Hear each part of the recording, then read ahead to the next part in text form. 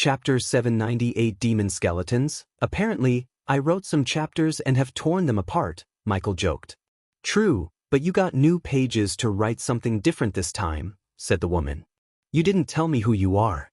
At least tell me why you are here. The woman stopped floating toward the realm tear. Instead, she turned her calm gaze at Michael. Her gaze swept across the ocean around them. Michael felt a strange energy pulse followed by a ripple in the ocean. You won't be bothered by the creatures anymore. The woman's words surprised Michael.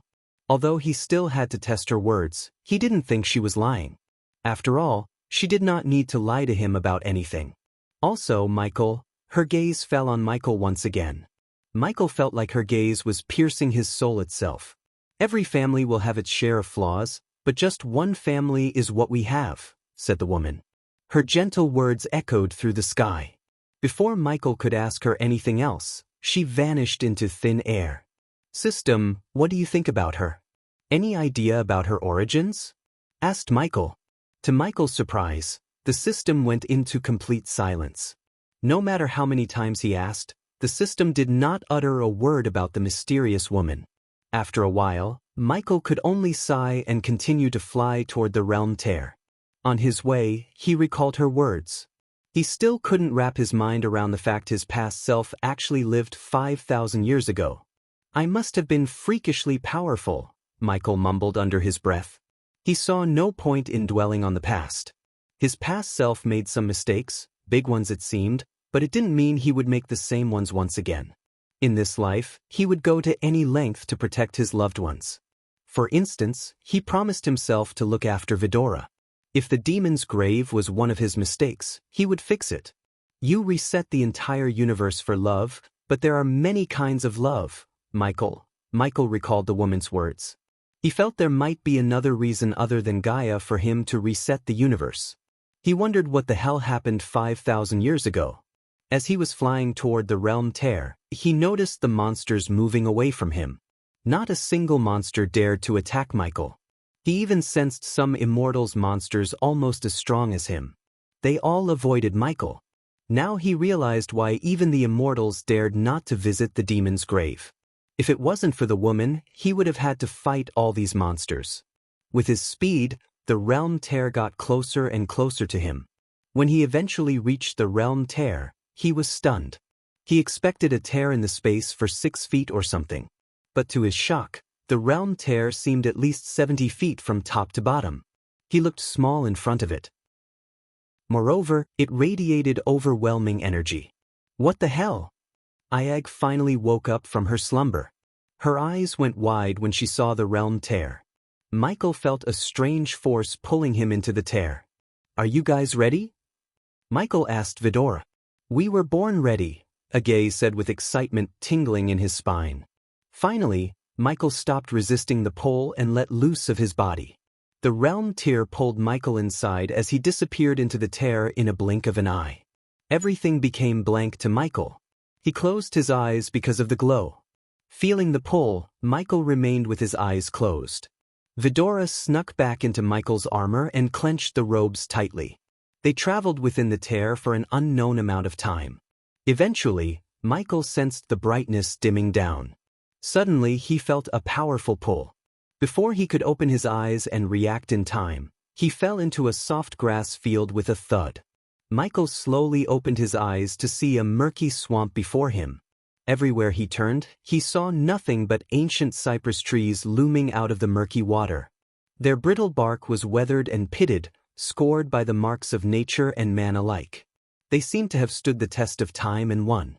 Any oblivious man wouldn't dare venture this deep into the demon's grave anymore.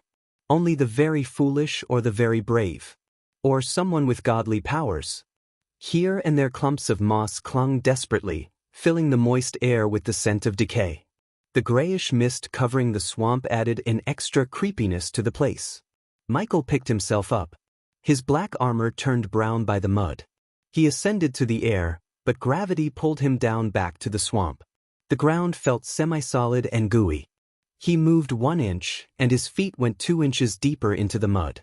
Flying was the quickest route out of the swamp. However, when he tried to ascend toward the sky, a powerful force pulled him down. System, Can you do something about gravity? Michael turned to the system for its help. No can do. The system level is too low to change the rules of the demon's grave, said the system, making Michael roll his eyes. So you are useless? Michael sighed. The system did not give Michael an answer as he slowly tried to move forward through the swamp. The smelly water was up to his waist. He couldn't help feeling some weird things brushing past his legs underwater. Hope they are fish, Michael mumbled. His environmental scanning map went haywire for some reason. As a result, he was unable to sense the creatures around him. Just a few minutes into the demon's grave, he was already in a bind. But the swamp was far from something that could stop Michael. He looked at Vidora, who sat atop his shoulder. Try to fly ahead, said Michael. He wanted to know whether gravity affected only him or also Vidora. Vidora murmured before flapping their tiny wings. They hovered in the air and remained in the air without being pulled by gravity. So it only affects me, Michael mumbled. Fly ahead and keep me posted, said Michael. But don't fly too far from me, Vadra nodded and flew away. In Michael's head, keeping Vidora close to him would only prevent them from growing up. They needed to face some challenges and life-or-death situations. After all, Michael and Gaia wouldn't be with them all the time. Only by facing dire situations could they really unlock their potential. Simply put, Michael decided to force them to find their powers. Vidora nodded as they flew ahead to scout the area. Even Michael's X-ray vision seemed blurry because of the strange mist around the swamp. Slowly, he dragged himself through the mud. The swamp water smelled like rotten eggs and spoiled meat. Any other man would have thrown up. But thanks to Michael's tolerance for stink, he controlled himself. Fortunately, Michael faced no monsters or creatures while he was in the swamp.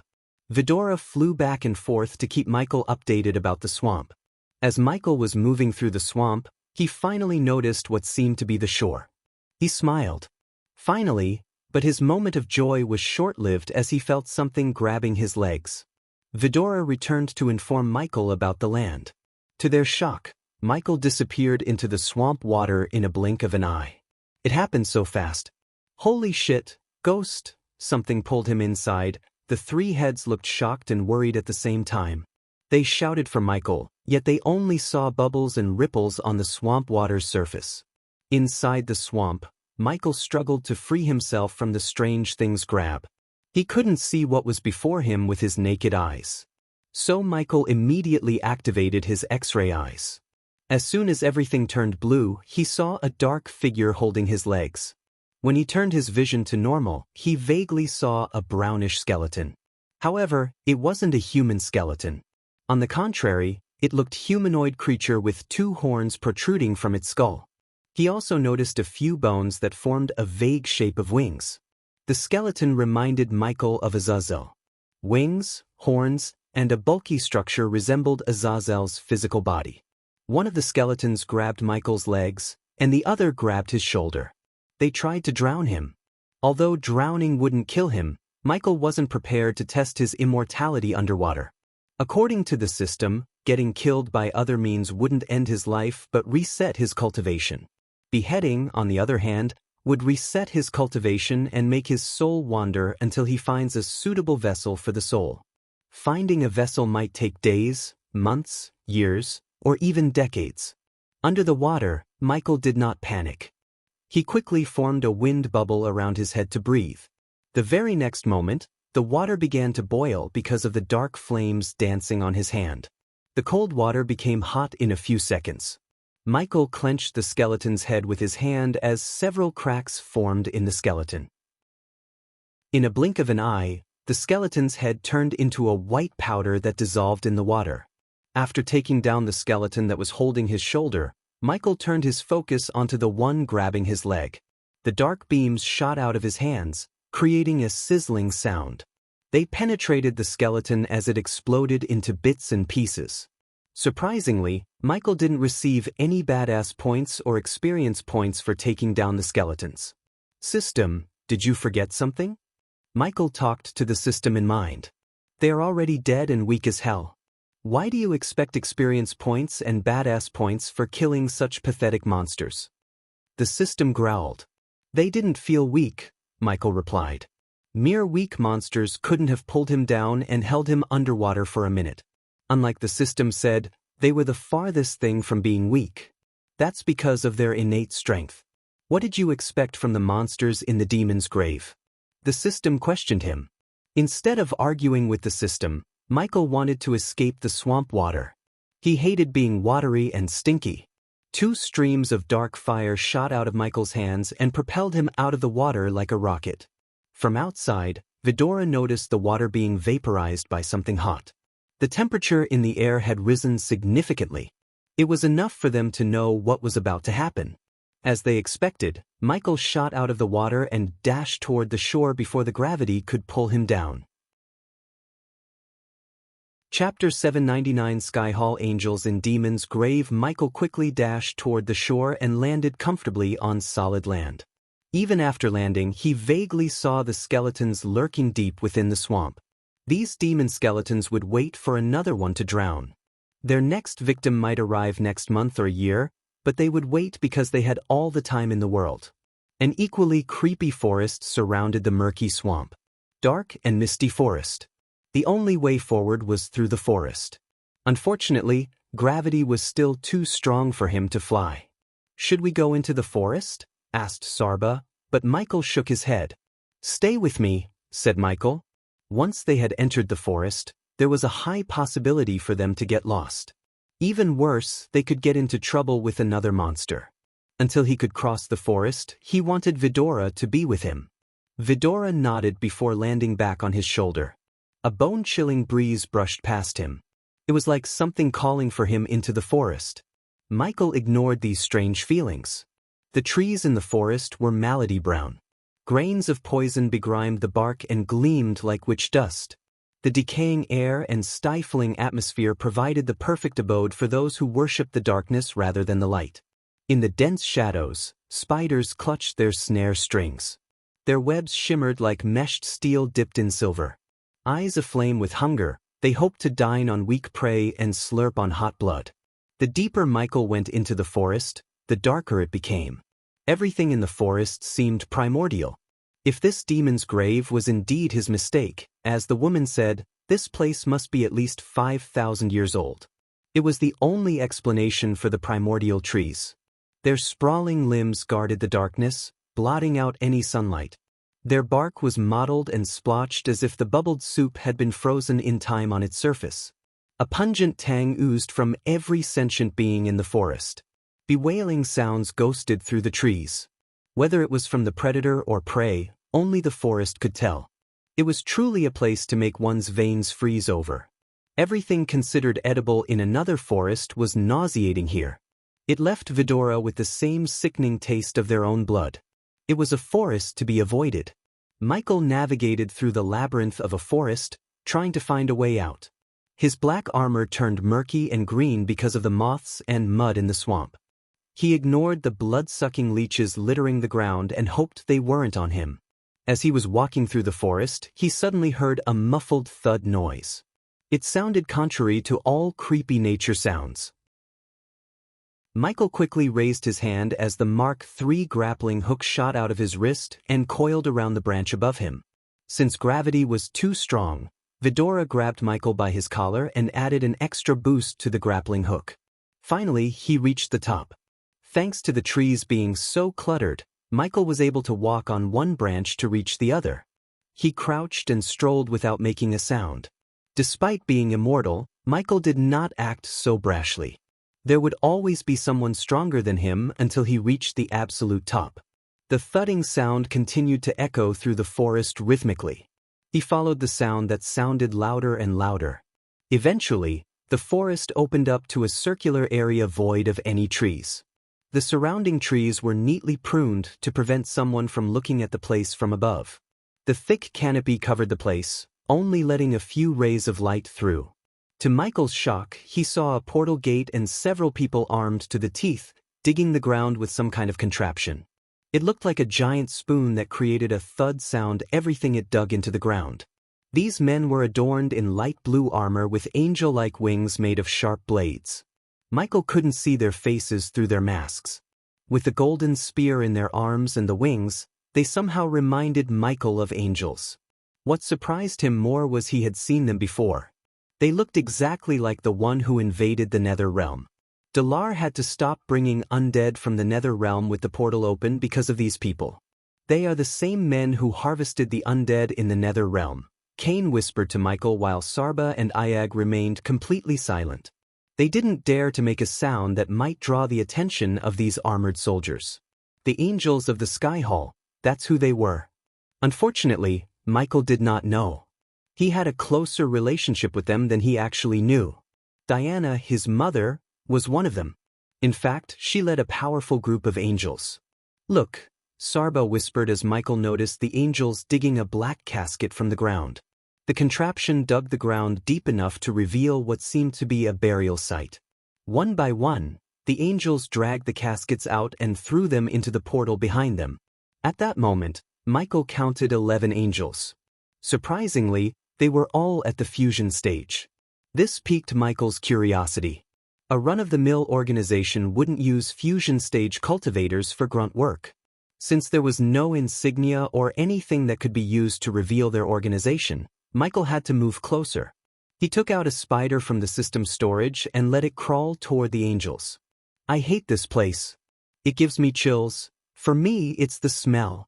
The place smells like dead. Michael began to hear the angels as the spider crawled closer to them. I am glad this is the last grave site, Michael frowned.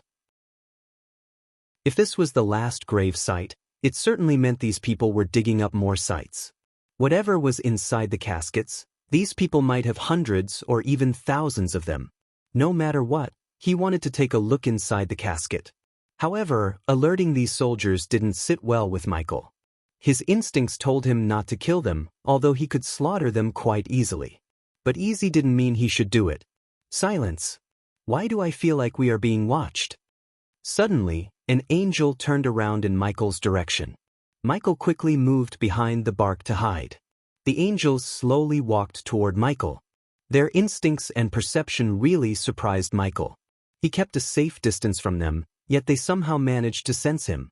Even though he didn't want to fight them, he would have no choice but to fight if they found him. Michael prepared himself for a battle when an angel raised his voice. Hey, we are ordered to return. The angels who were on their way to the tree Michael was on halted their steps. He is asking for us. The voice had a tinge of fear and panic. Luckily for Michael, whoever called them was far more terrifying to make them wait than to find him. Finally, the angels turned back and returned to the portal. At first, one of the angels flicked their wrists as the giant spoon-like digging machine flew straight into the portal. Then, they tossed the caskets behind the machine. Afterward, the angels themselves flew into the portal, disappearing from the forest. By the time Michael decided to move his body, the place was empty. The angels didn't bother to close the hole they dug, which worked in Michael's favor. He leaped from branch to branch and eventually landed on the palace where the portal was a few moments ago. The hole was picked clean. As far as Michael could see, there were no caskets left behind.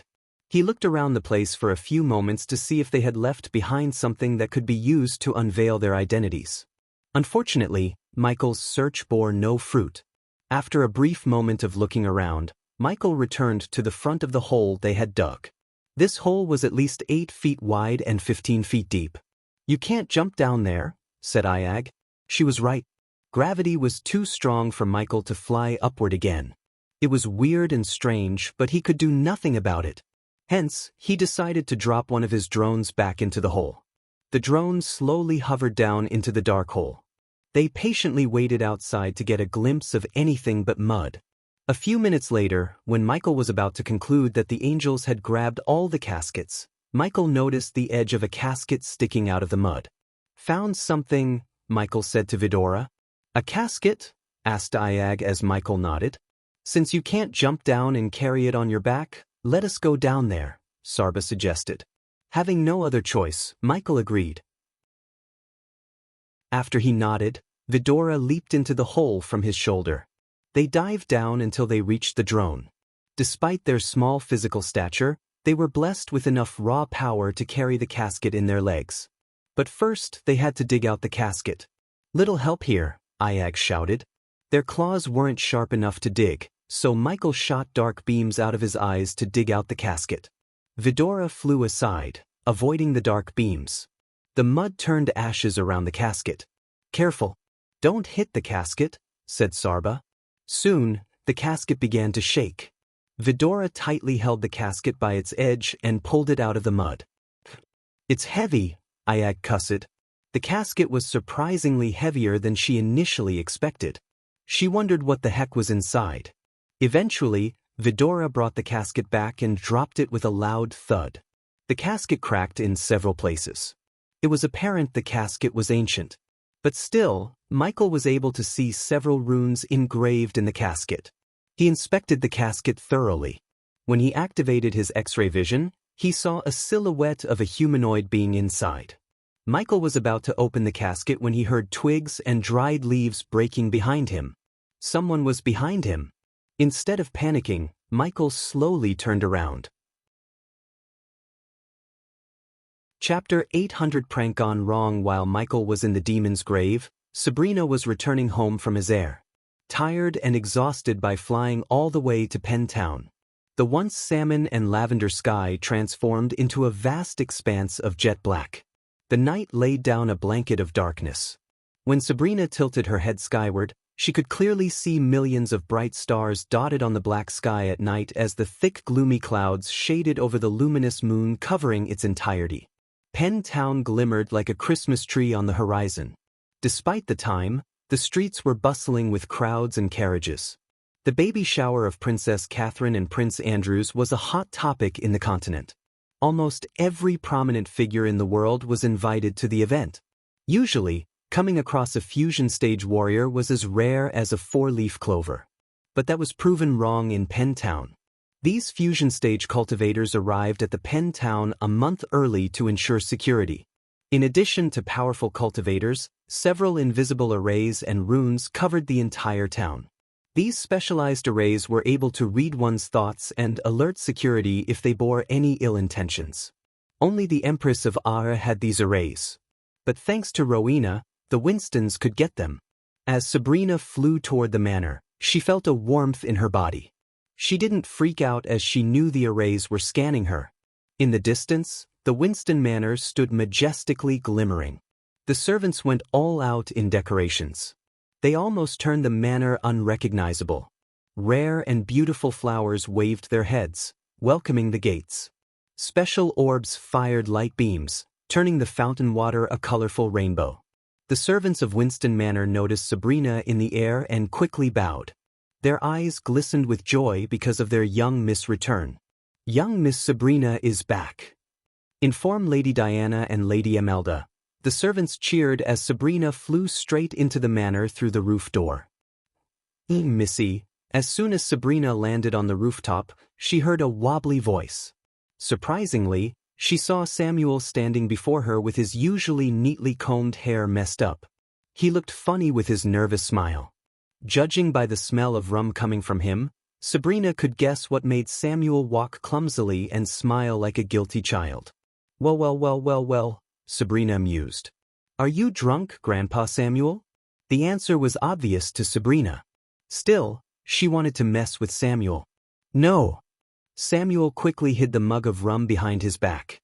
Since the baby shower was just a week away, everyone in the Winston family enjoyed themselves. But it was surprising to see the stoic Samuel himself get drunk. "What's that behind you?" Sabrina asked, trying to hold the urge to laugh at Samuel. "Young Mississippi." "You must be tired." Samuel slowly talked. He found it difficult to stay still and find words. "Samuel, where the hell are you?" Suddenly, Sabrina heard Imelda shout from downstairs. "Bring me another barrel." Sabrina couldn't believe what she had just heard. It was Imelda, there was no doubt in Sabrina's mind. Now everything made sense to Sabrina. The room behind Samuel was used to store booze for special occasions. It looked like Samuel came here to bring booze to Imelda. A light bulb lit up in Sabrina's mind. She slowly walked toward Samuel. "Why don't you take a short nap, Grandpa Samuel?" Sabrina whispered in a gentle tone as specks of golden light floated into Samuel's mind. Soon, the old man dropped to the ground and began snoring. After putting Samuel to sleep, Sabrina opened the door behind Samuel. The door opened with a creak, revealing countless wooden barrels. The Winstons only opened these barrels for special occasions. Each barrel was at least 100 years old and engraved with a special rune. The air in the room itself had a tinge of sweetness. Sabrina walked toward a barrel and placed her hand on the side as a rune glimmered on the barrel. In a blink of an eye, the barrel shrank to the size of a mug. Sabrina picked up the mug and left the room. She headed to Imelda's room with an amused smile. The manor was just as cheerful inside as it was on the outside. Every corner of the house was decorated with rare flowers, antiques, and light orbs. Moreover, everyone was in such a good mood. Luckily for Sabrina, no one noticed her as they were all in the main hall, and Imelda's room was far from it. After taking a few quick steps, Sabrina reached an emerald green door with Winston family portrait hanging above. Sabrina couldn't help smiling, looking at the portrait. She was 5 years old when they drew the portrait. Everyone looked so happy in the picture. To be honest, Sabrina missed those good old days. Nowadays, everyone in her family was going through a tough time. Letting out a heavy sigh, Sabrina opened the room. As soon as the door creaked open, Sabrina was welcomed with the strong scent of booze in the air. She saw Imelda rolling on the bed with a large mug of rum in her hand. Her hair was a mess, and so were her robes. A wide, stupid grin from ear to ear was plastered on her face. Diana. Imelda mistook Sabrina for Diana. One couldn't blame Imelda completely. The older Sabrina got, the more she resembled her mother.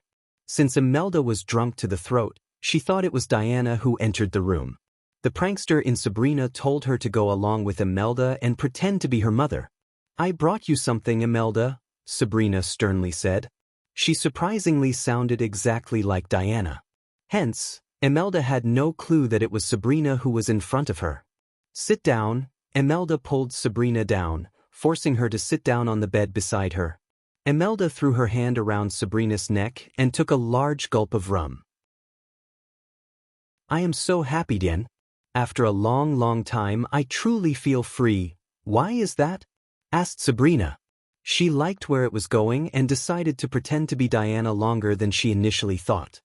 "What do you mean why? Our whole family is coming together. When was the last time this happened?" said Imelda. Sabrina was about to ask something else when Imelda shocked Sabrina. "Except him, thanks to the gods, I pray." Sabrina creased her brows as Imelda emptied the mug in her hand. "I know I shouldn't say this, but he is a curse, Diana." Sabrina was utterly confused. The words that came from Imelda's mouth didn't make any sense to her. "I even have to call you Diana because of him." Sabrina's instinct told her to refill Imelda's mug. With a flick of her wrist, she transformed the mug to its original size. Sabrina drowned a mug into the barrel and handed it over to Imelda. "You can call me whatever you want, Imelda," said Sabrina. At that moment, Sabrina didn't know she was about to be shaken to the core. "Good." Imelda raised her mug before gulping the rum down her throat. Foam and rum flowed out her mouth and drenched her robes. "Harriet Hunt," said Imelda. For a moment, Sabrina couldn't believe what she had just heard. Harriet Hunt was a legend among cultivators. As a student of Trident Academy, Sabrina studied Harriet Hunt and her adventures. It wouldn't be an overstatement to say Harriet Hunt was the most powerful and strongest cultivator of her time. It was really unfortunate that she and her sisters died in an accident. Even to this day, some people believed Harriet Hunt is still alive. Sabrina was one of them. "Why did you call me that?" Sabrina frowned. "It's your name, silly." Imelda knocked Sabrina on the head. After hearing Imelda's words, Sabrina's mind went blank. Confused and bewildered, Sabrina stared at Imelda. Ever since Sabrina was little, she had this strange feeling that her mother was putting on a mask. After she grew up, it felt like Diana was pretending to be someone else. Although Sabrina had grown used to the feeling, Imelda's words brought up everything Sabrina buried deep within her. "I am Harriet Hunt, and who are you?" "Arena Hunt." Once again, Imelda raised her mug proudly, having no idea what she had just done. Silence fell over the room. It took Sabrina a few minutes to collect her thoughts. At that moment, her thoughts were a mess. What she thought would be a good prank turned out to be a life-changing moment. Never in a million years had Sabrina thought her mother was Harriet Hunt. Sabrina stood from the bed and went to the doorway to close the door. Sabrina decided to unveil the secret behind her mother and why she faked her death. "Don't you miss our old life?" asked Sabrina. Imelda shook her head. "I have everything I want here," said Imelda. "I am glad you feel that way, Imelda. I just wish I could say the same," Sabrina sighed. "You have to let him go, Harry. He is a curse. The moment he came into existence, we lost all the happiness in our lives." Sabrina wondered who she was calling a curse. Judging by her words and the look in Imelda's eyes, Sabrina had this strange, eerie feeling. But Sabrina was afraid of asking her directly, which might reveal her identity to Imelda. Instead, Sabrina decided to take a subtle approach. She put herself in Diana's shoes and thought about what her mother would say at this moment. "He is not a curse, Imelda. Aren't we happy right now?" "I am, but you aren't," said Imelda. "You can fool others, Harry, but not me. I know you. My heart bleeds every time you go out there to keep him safe. Yet you forgot he is the threat to all, not the other way around." "You don't mean these words, Imelda," said Sabrina. "I do, Harry. It's you who has yet to see who he really is. You know what he did to the Barnes." As soon as Sabrina heard these words, she learned who she was talking about. "Ghost," Sabrina mumbled under her breath. "Don't even say his name, Harry. It's bad luck. Also, don't do anything stupid like trying to invite him, Harry. He brings nothing but death and destruction." "Why would I do that?" asked Sabrina. Imelda dragged her words. "Because you still think of him as your son. Remember this, Harry, you may have given birth to twins, but you only have one son. It's Noah." Sabrina's heart skipped a beat. Her entire body trembled from head to toe. Sweat beads appeared on her forehead as she shivered. "Ghost is my brother." Sabrina's words span before her eyes, learning the biggest secret in her life. Chapter 801 Andor, God of Time and Space. Tears gushed out of Sabrina's eyes, knowing the truth. The Dark Lord was her brother. Everything fell into pieces in her mind. When she prayed for her brother to save her from the vampires, he arrived at her aid. Now she knew why she felt a strange connection with Ghost. The truth would change the Winston Manor forever. The images of Ghost's face flashed across Sabrina's eyes. She wanted to tell Rowena and Noah about the truth. If Noah and Ghost had learned the truth as she did, they might stop hurting each other. Sabrina now had the power to bring peace between the Guardians and the Dark Lord. But first, she wanted to know why her mother hid the truth about Ghost from everyone. "Imelda," Sabrina called Imelda. It became so difficult to keep pretending as Diana when her mind was in a shamble. Sabrina turned her gaze back to Imelda. Suddenly, the door creaked. It slowly opened, revealing Samuel. The spell she cast on Samuel should keep him asleep for at least 6 hours. Yet Samuel somehow managed to wake up and reach the room. Moreover, Sabrina wondered what he was doing here. "Grandp," Sabrina's words stuck in her throat when she noticed the strange glow in Samuel's eyes. The pair of eyes glimmered like diamonds. It wasn't the same man Sabrina had seen upstairs. He walked with a certain grace. At that moment, he radiated a kingly aura as he walked toward them. "Samuel," Imelda raised her mud, wordlessly asking for a refill from the butler. However, Sabrina didn't think the man before them was their butler. He seemed different. But before Sabrina could question the man, an energy pulse shot out of Samuel's eyes and knocked out Sabrina and Imelda cold.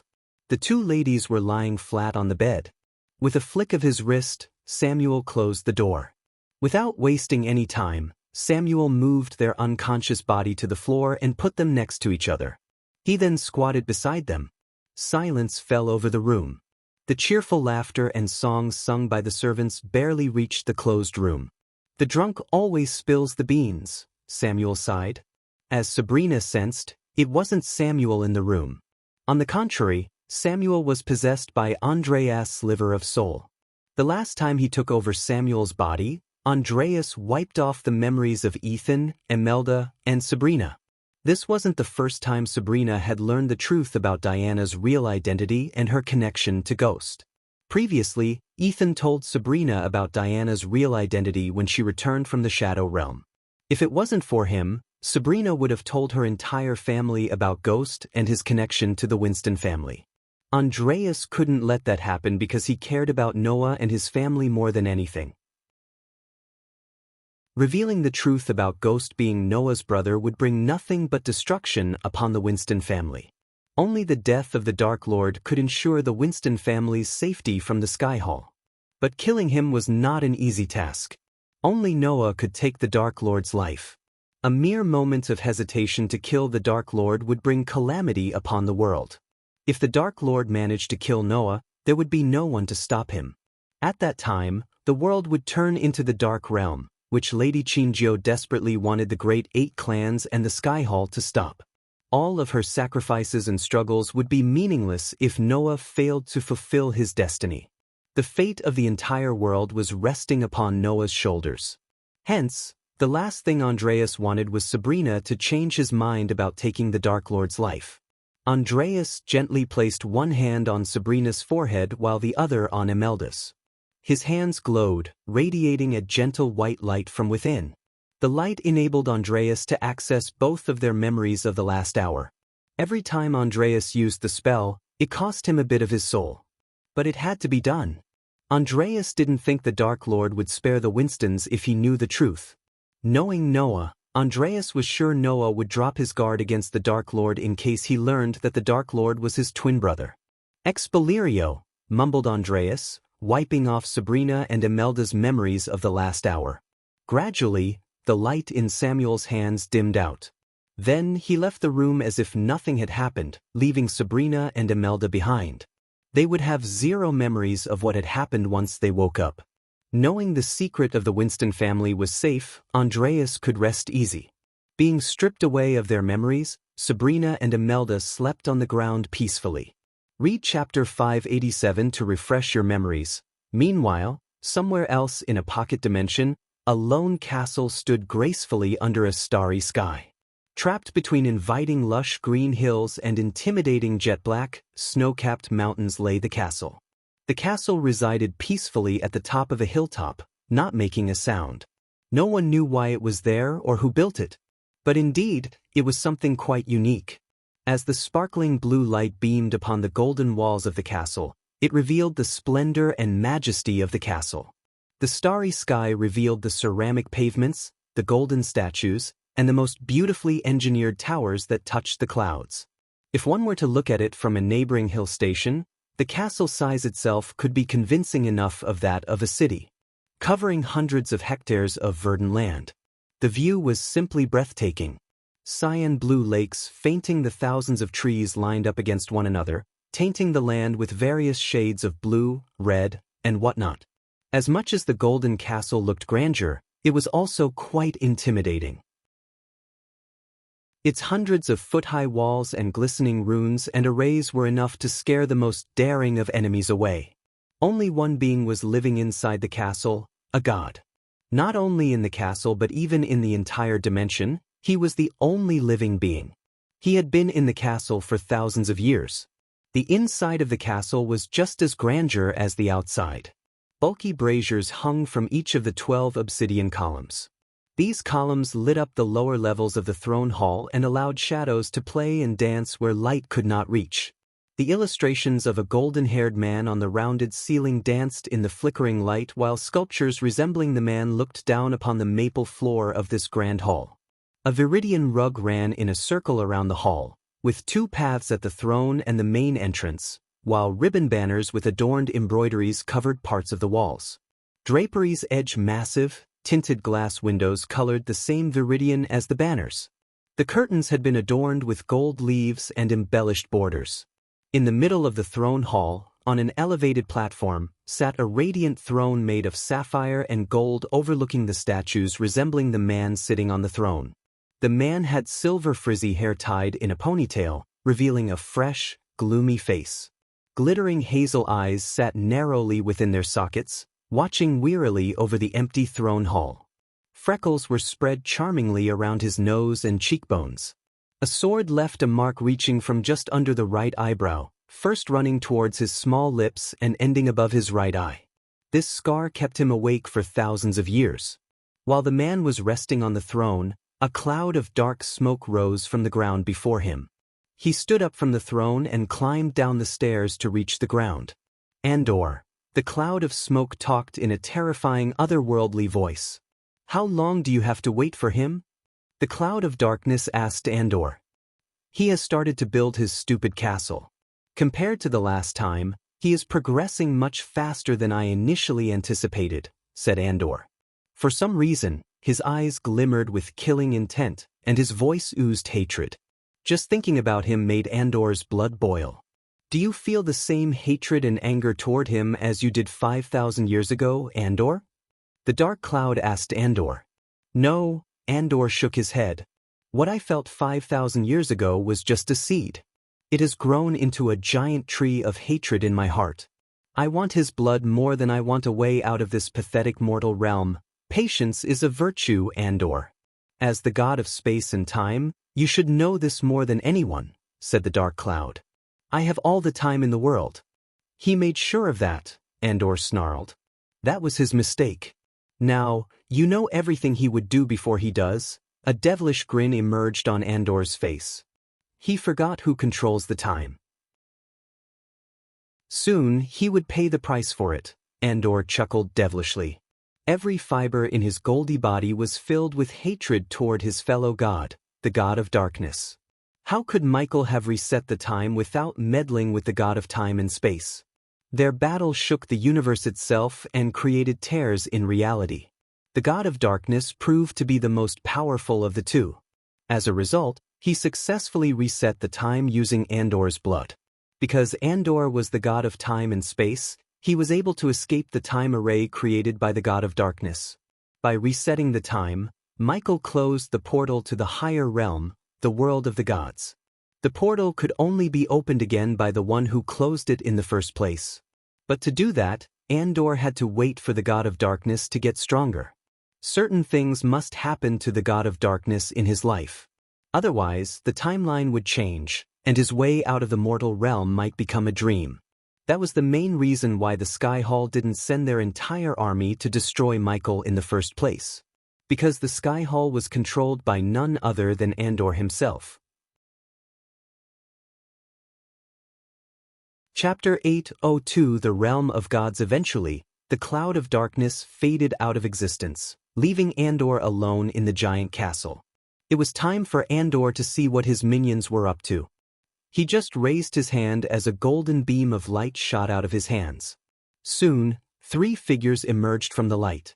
They were in their astral forms rather than physical forms. The moment they came into existence, they fell to their knees. Heavenly Lord Andor, they greeted him with utmost respect and reverence. They didn't even raise their heads to look him in the eyes. These 3 were none other than the 3 elders who planned to enslave Noah, Devdan, Thorfinn, and the lady in white, Erail. Through these 3, Andor controlled the entire Sky Hall. They served him wholeheartedly in the hope of becoming gods one day. Once the Dark Lord could open the portal to higher realms, they planned to ascend with Andor. What are you 3 idiots doing nowadays? Asked Andor. He didn't bother to hide his disgust toward the mortals. The mortals were pretty disgusting in his eyes. In his mind, the mortals were a disease to the world. If he cared about the world, even for a bit, he would have cleansed the world of the mortals. Unfortunately, not all the gods shared the same thought about the mortals. In the higher realm, some gods loved the mortals, some hated them, and the majority of them couldn't care less about the mortals. Thanks to the Dark Lord, no god could descend from the higher realm to the mortal realm, and Andor was stuck in the mortal realm for thousands of years. Guiding Noah Winston in his path to be stronger, Heavenly Lord, Devdan answered Andor despite how he was getting treated by Andor. What's the god of light up to? Asked Andor. As the god who wields power to kill his opposite, Andor rooted for Noah. Simply put, Noah was like a friend to Andor as the enemy of his enemy was his friend. He is on his way to his home, Heavenly Lord, said the dwarf, Thorfinn. What? Andor's calm voice turned menacing. He creased his sword-like brows. Shouldn't he be searching for the arrows? Asked Andor. Although killing a god was not an easy task, it was not impossible.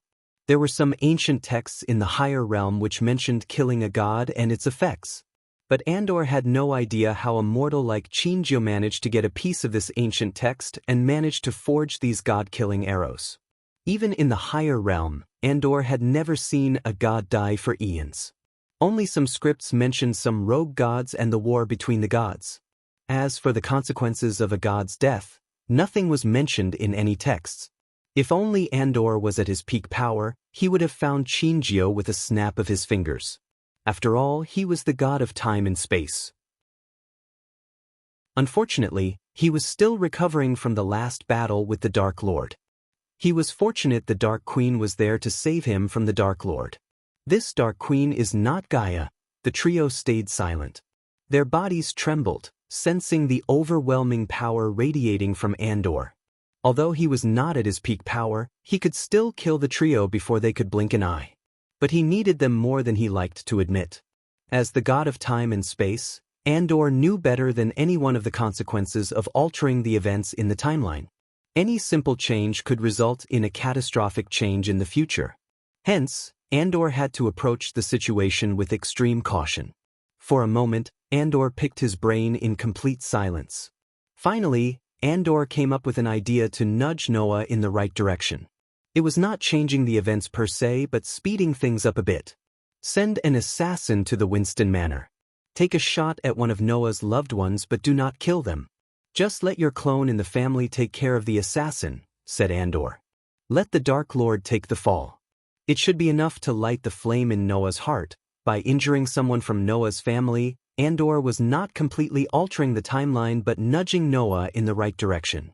In this situation, the right direction would let Noah battle the Dark Lord. Andor wanted the god of darkness to die, but to ascend to the higher realm, he just needed one god to die. It might even be Noah. But no matter what, their battle must happen.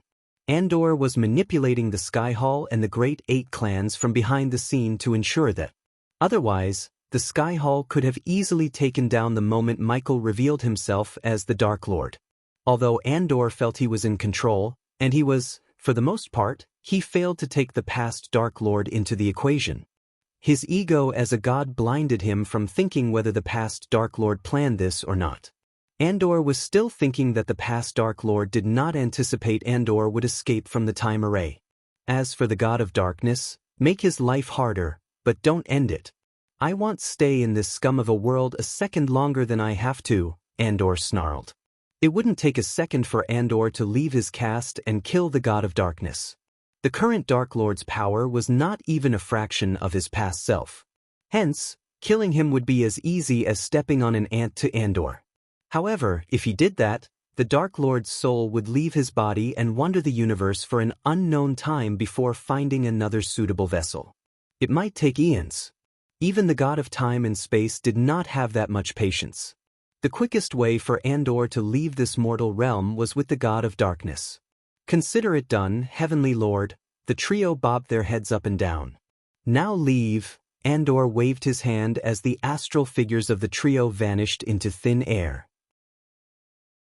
As Andor returned to his throne, his mind played tricks with him. He heard the god of darkness words in his mind. May the other gods have mercy on you because I want. These words sounded loud and clear in Andor's head. It was as though the Dark Lord himself was speaking to him from somewhere in the castle. Andor clenched his fist to the point golden blood trickled out of his palm. I am not my brother, Andor. He will show you mercy. I will show you death. When mortals are desperate and helpless, they will pray to a god. Tell me, Andor, what are you going to do? The more he heard the Dark Lord's words, the redder Andor's eyes turned. He wanted to leave the castle and rip him to pieces. I am the god of darkness. I am vengeance. I am your death. Andor's heart skipped a beat when his mind played the last words the Dark Lord spoke to him. This wasn't new to Andor. On the contrary, he had been hearing the Dark Lord's words and seeing his images flash in front of his eyes for thousands of years. Still, every time it happened, It had the same effect on Andor. "We will meet again, my dear god of darkness," Andor growled as his eyes glistened. Meanwhile, back on the demon's grave, Michael slowly turned around. To his surprise, it was one of the men who went into the portal a few moments ago. The angel was holding a crossbow made of some kind of red stone. The crossbow bolt glistened, threatening to end the life of whoever it was pointed at. "Easy there, tiger," said Michael. "Do you see this?" The angel was not afraid of Michael, not even a bit. The way he talked showed his courage. "This is specially designed to knock out an immortal," said the angel. Because of the helmet on his head, Michael couldn't see the angel's eyes. But if he had to guess, he would say they had no fear within them. "Get on your knees with your hands in the air," said the angel, only to see Michael laugh. Vidora snuck back into Michael's robes. "Trust me, that bolt wouldn't save you if I wanted to kill you," said Michael while moving the spider toward the angel. It was slowly crawling on his armor. The angel had no idea. Michael was just buying time until the spider could reach an exposed area in his armor and send its venom into the angel's bloodstream. Spider was just one way of dealing with the angel. If Michael wanted, he could kill him with his dead beams in a blink of an eye. The angel was not even strong as he was just at the fusion stage. "You have 3 seconds, the angel warned Michael. "But you only have 2 seconds, said Michael as the angel's eyes went wide. His muscles tensed. Soon, the angel collapsed to the ground, unconscious. "Done," Michael smiled. He walked toward the angel and picked up the crossbow from the ground. "I'll take a look at you later," said Michael. The crossbow vanished into thin air as Michael turned his gaze back to the angel on the ground. "Let's get out of here first," said Cain. Lingering around in this place was not a safe option, Michael knew that. He waved his hand as the casket slid toward him. Michael growled, picking up the casket from the ground. He carried the casket on one shoulder and lifted the angel by his chest plate. Then, Michael dashed into the forest, using the lightning dash. Michael just hoped the other angels wouldn't track him down until he could get information from the angel. Flying away would have been much easier if it wasn't for the strange and powerful gravity. Eventually, Michael put several miles of distance between the digging site and him. From where he was standing, he saw nothing but ancient trees. The place was enveloped in complete darkness. After putting down the casket and the angel down, Michael stretched his arms. "What are you hiding inside?" Michael asked, looking at the casket on the ground. He didn't waste any more time. Instead, he grabbed the casket on its edge and pried it open with brute strength. "What the fuck?" Michael was stunned by the thing inside. Chapter 803, Return of an Old Enemy. When Michael opened the casket, he saw a demon skeleton lying on a black cloth. Suddenly, something lit up within the demon's empty eye sockets. It lunged at Michael at lightning speed. Thanks to his cat-like reflex, he raised his hand, bringing out the black shield to block the demon's fist. The demon's hand cracked upon hitting the black shield. Without giving any time for the demon to retaliate, Michael grabbed the demon by its neck and forced it down instead of attacking it. He then quickly shut the casket on the demon. The demon banged and growled from within. Several seconds passed as Michael noticed some runes started to radiate a pale blue light in the casket. Following the runes, the demon inside calmed down. It finally stopped banging against the casket and returned to its eternal slumber. "So all those caskets have demons inside?" asked Iag from within Michael's robes. Michael did not answer. Instead, he turned his gaze toward the unconscious angel. A pale light shot out from Michael and scanned the angel on the ground. Just after the light faded away, Michael approached the angel. He picked him up by his neck and slammed him against a tree nearby. The force substituted the need for water to wake up the angel. Michael grabbed the angel's helmet and pulled it upwards, revealing the face of a golden-haired elf. The elf stared back at Michael with no emotions. One would expect the angel to be scared shitless, yet Michael saw no signs of fear in the angel's eyes. He doubted the angel was oblivious to the fact he was the Dark Lord. The entire world knew his face. Either the angel was really courageous, or he didn't know Michael's identity. There were other explanations. "You shouldn't be here," said the angel. If I were you, I would worry about yourself, Iag said as they leaped on top of Michael's shoulder.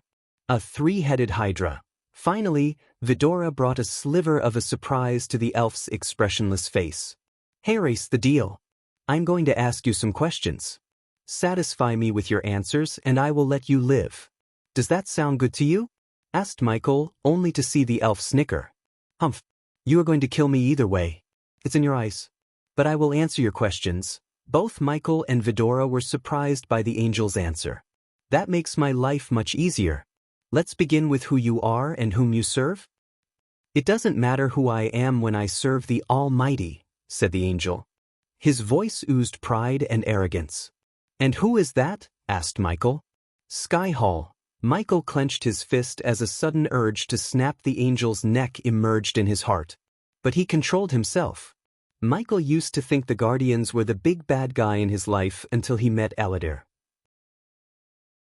Only then did he realize the real puppeteer was none other than the Skyhall, the most powerful clan in the entire world. Even before he was born, they slaughtered millions and eradicated the Order of Death with the help of Andreas. Soon, my fellow angels will bring you the wrath of Holy Skyhall and smite you to oblivion, the angel threatened Michael. Vidora saw Michael bruising into laughter. Angels, wrath, smiting me to oblivion. Geez, you guys really think you're from the God's land, don't you? Michael's devilish laughter echoed through the forest. Lucky for you, angel. You are staring right at a god in the flesh, said Sarba. I know who you are the moment I laid my eyes on you, said the angel.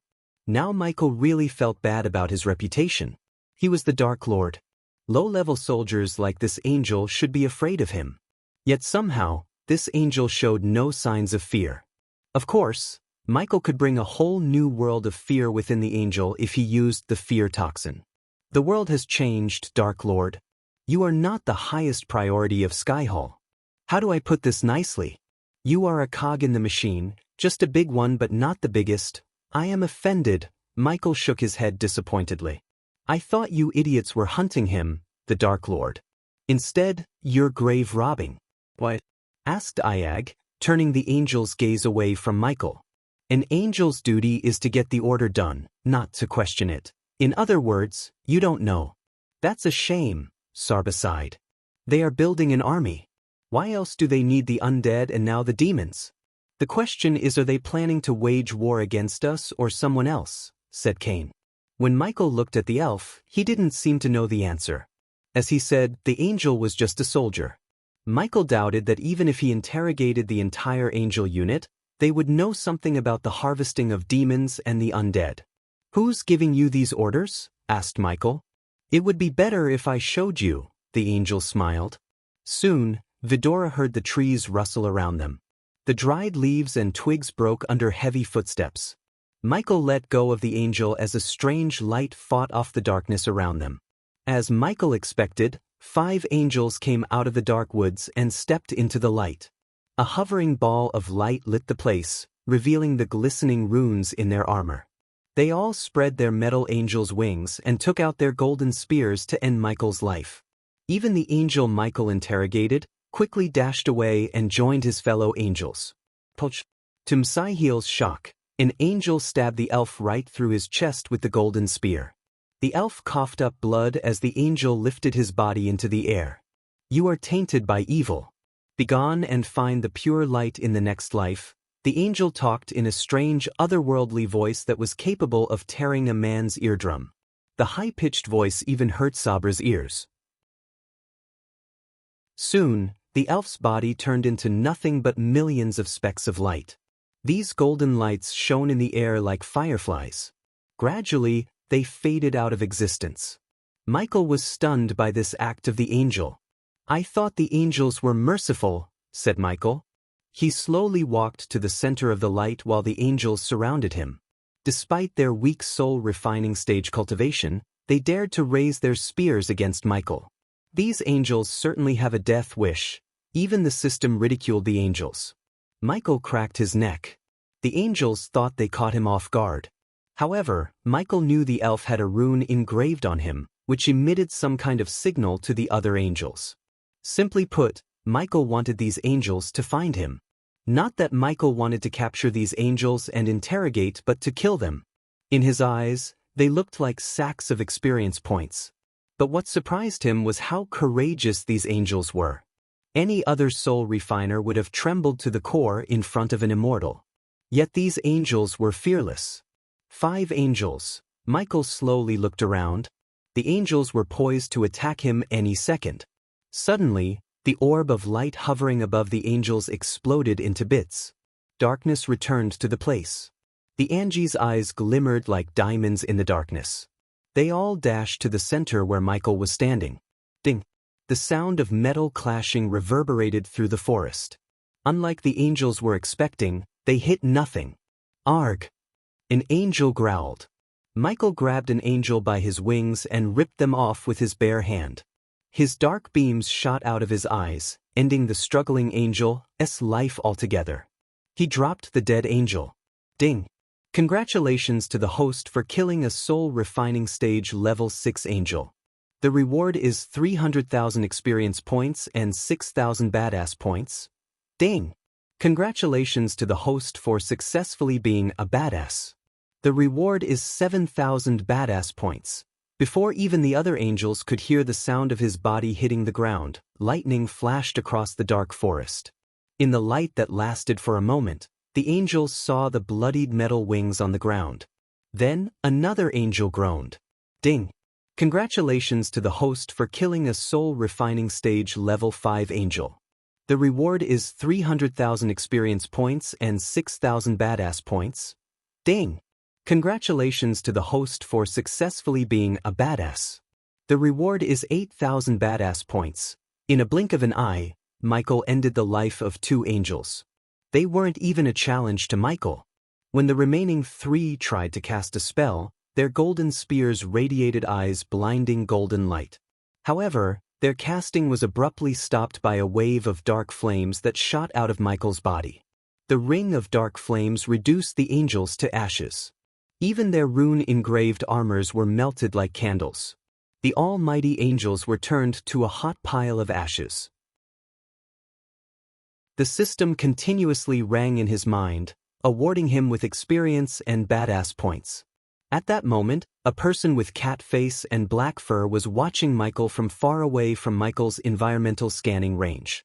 This cat was the same person who was tasked to protect Tenulia Valrin and the brother of Jacobi who tracked down and almost killed Gaia.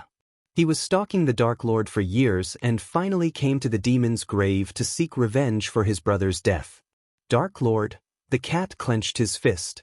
His black fur made him blend with the night perfectly. It took everything he learned to find that his brother Jacobi was killed by Ghost and Gaia.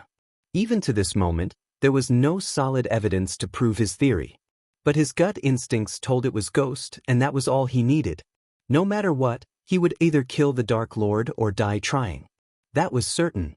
From afar, he saw the Dark Lord teleport the casket to somewhere else.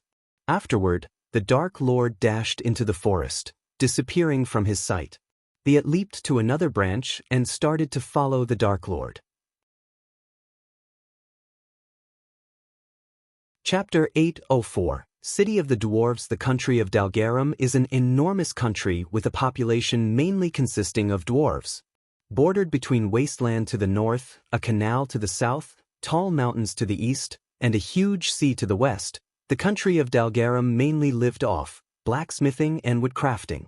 Dalgarum itself was mainly covered in large hills and had a hot climate, which had led to a freely spread population. Despite the number of dwarves, most of them lived in small villages.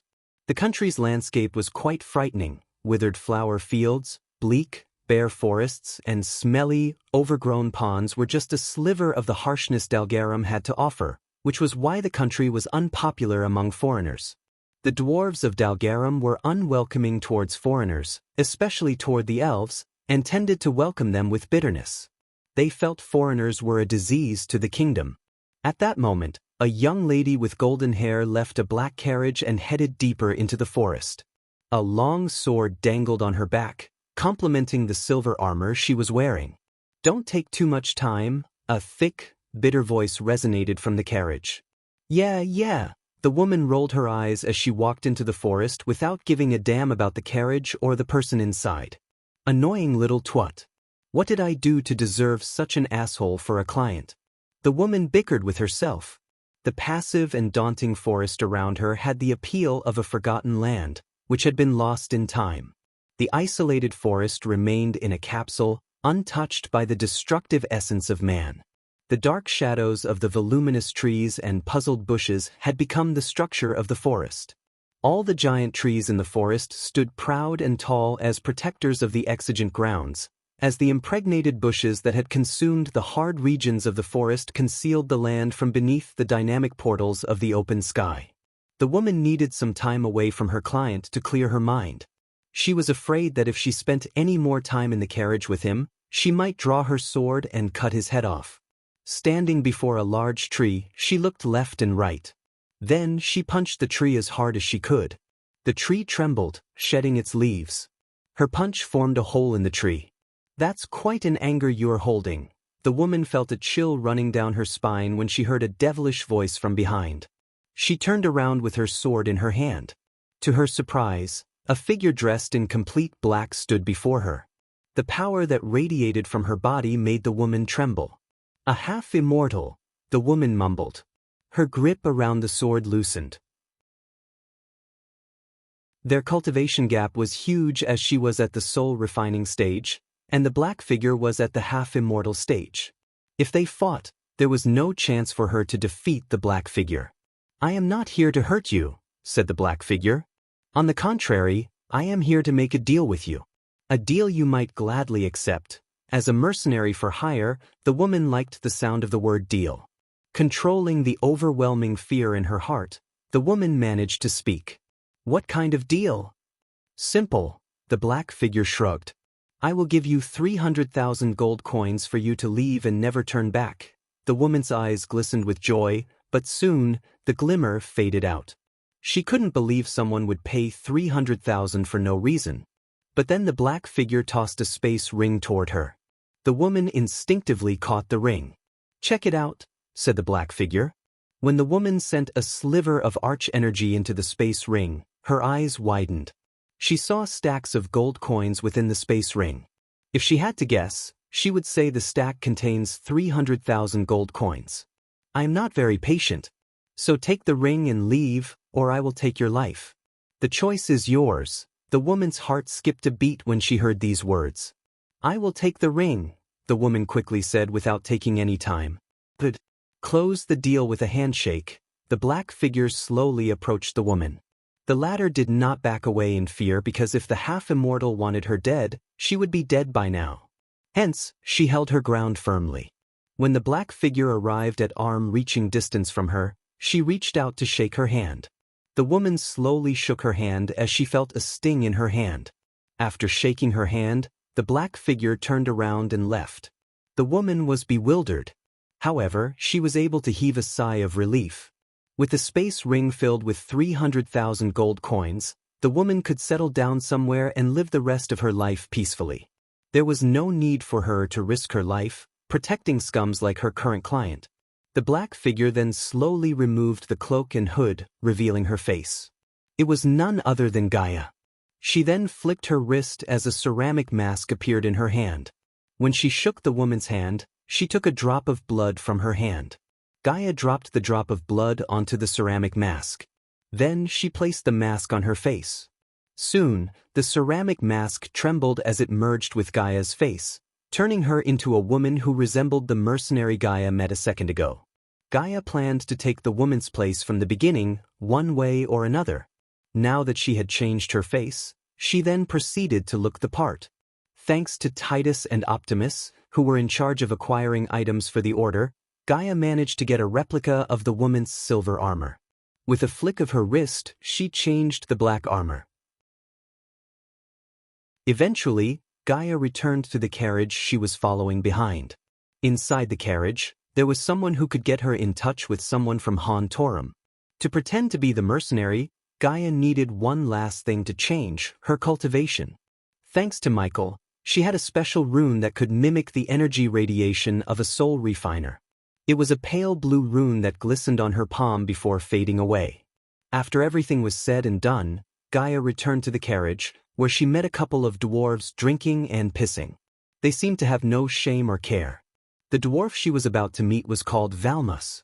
According to Gaia's sources, Valmas was a weapons dealer and was on his way to Dalgarum to get his hands on the new contraption the dwarves of Han Torum had built.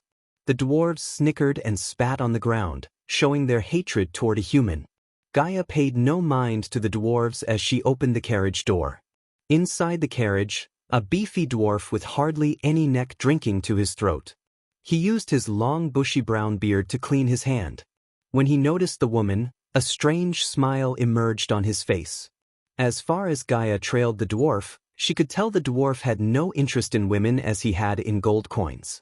Simply put, the dwarf loved gold coins more than anything. He was even fueling several wars so he could trade weapons with them and get rich. There you are. Took your sweet little time, eh? I am not paying you to protect the tree's love, said the dwarf. Spit and ale splat out of his mouth as he talked. If I am protecting something else and not you, you would have been dead by now. Gaia rolled her eyes. Since she was following the carriage and the woman for 5 days, she knew how the woman would have responded to the dwarf's comment. Haha, the dwarf burst into laughter after hearing her answer. Then, he wiped off his mouth with a cloth and gestured at Gaia to climb inside the carriage. Move your asses.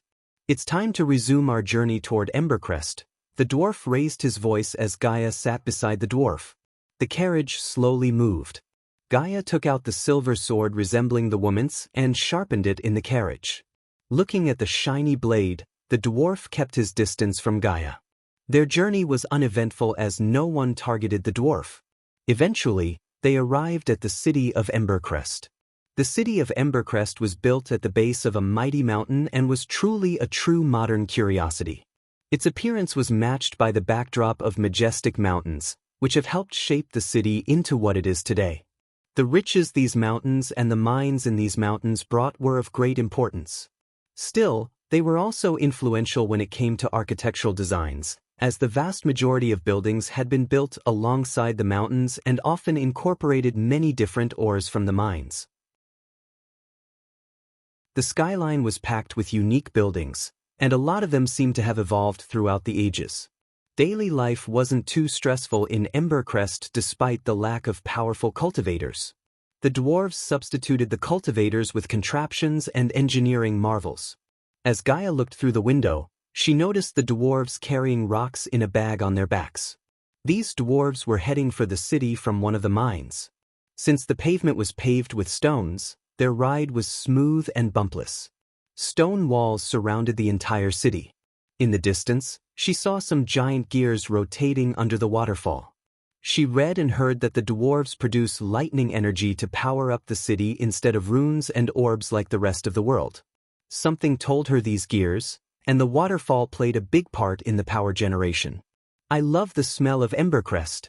Home sweet home, the dwarf laughed. The further they traveled, the more dwarves Gaia saw on the street. Finally, they reached the city gates. To her surprise, she saw a carriage with the symbol of Guardian Guild engraved in went past them into the city. Chapter 805. Thieving Dwarves and a Weapons Dealer. Valmas, the weapon-dealing dwarf, had 5 bodyguards. 3 dwarves and 2 humans. All of them were at the soul-refining stage. In dwarven nations, soul-refining stage warriors were like gods. The strongest dwarven warrior in all dwarven kingdoms was at soul-refining stage level 5, and he served under Drogon, the dwarf king. Furthermore, Valmas had a secret hideout that even his bodyguards had no idea of. He would use a teleportation scroll to get in and out. Hence, why he survived for so long despite being one of the most wanted dwarfs and a weapons dealer. The streets of Embercrest were bustling with dwarves, with the air smelling like freshly brewed ale and piss. Everywhere Gaia turned, she saw the dwarves in clusters, drinking and laughing like it's none of anyone's business. Contrary to the elves, the dwarves seemed simple and honest. The dwarves were hot-headed and honest folks compared to the elves, who were always scheming and using curses for hunting down their enemies.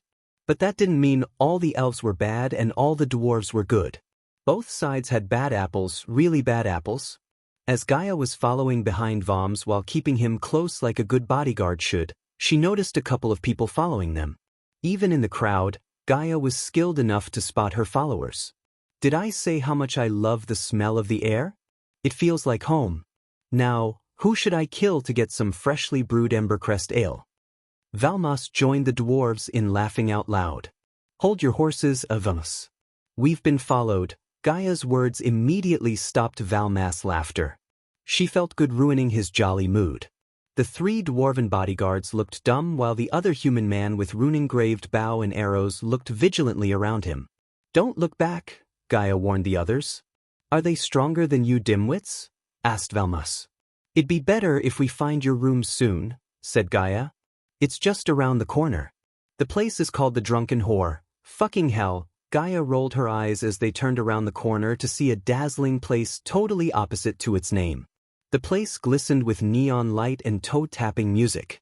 Although it was daytime, the dark rainy clouds gave enough darkness for the neon lights to really shimmer. Countless dwarves stood in neat lines to get inside with their dates.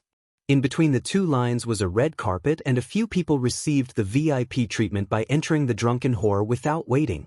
Simply put, this place was the fantasy version of nightclubs. Apparently, Valmas seemed to have the VIP card. He flicked his wrist as a golden plate appeared in his hand. But he stopped before getting closer to the place. Where are you coming, darling? Valams turned around and asked Gaia.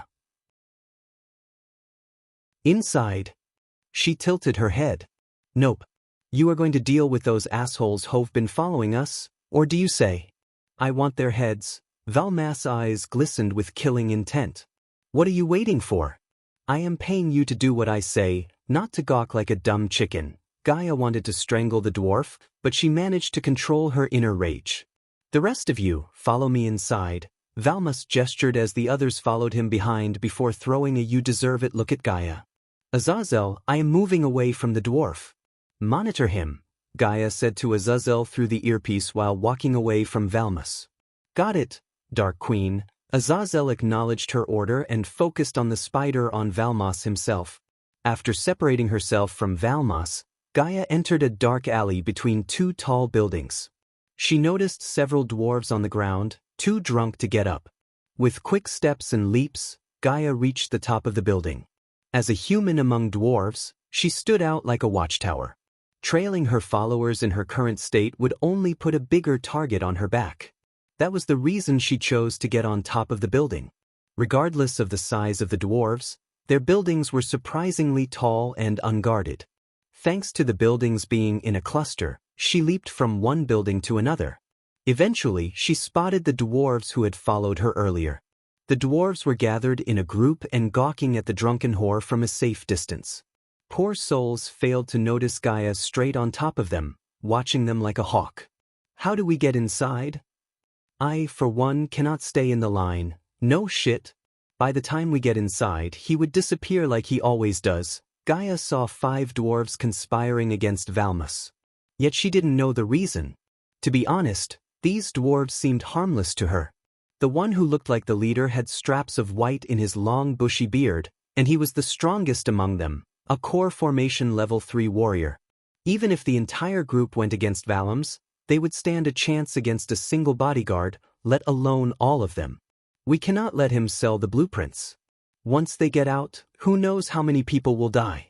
The leader dwarf stuttered. Judging by their looks and words, Gaia thought these dwarves were innocent and almost formulated a lie to tell Valmas about their bodies. However, her thoughts were shattered by what they said next. Who cares? We aren't here to save people. We are here to get our money. I almost died snatching those plans. If anything, I should have gotten a bigger cut. Don't be ridiculous. I was the one who found the location of his workshop, said another dwarf. Stop following around, you morons. None of us got paid, not a single coin. That bastard has to pay us with coins and with blood if we played our cards right, said the leader of these little dwarven thieves. Let's get to our safe house and plan our next move. I have someone on the inside who could tell us where Valmas would be next, said another dwarf. Azazel, anything hot happening with Valmas? Asked Gaia as the dwarves began to dismantle their group. Nothing so far, my lady.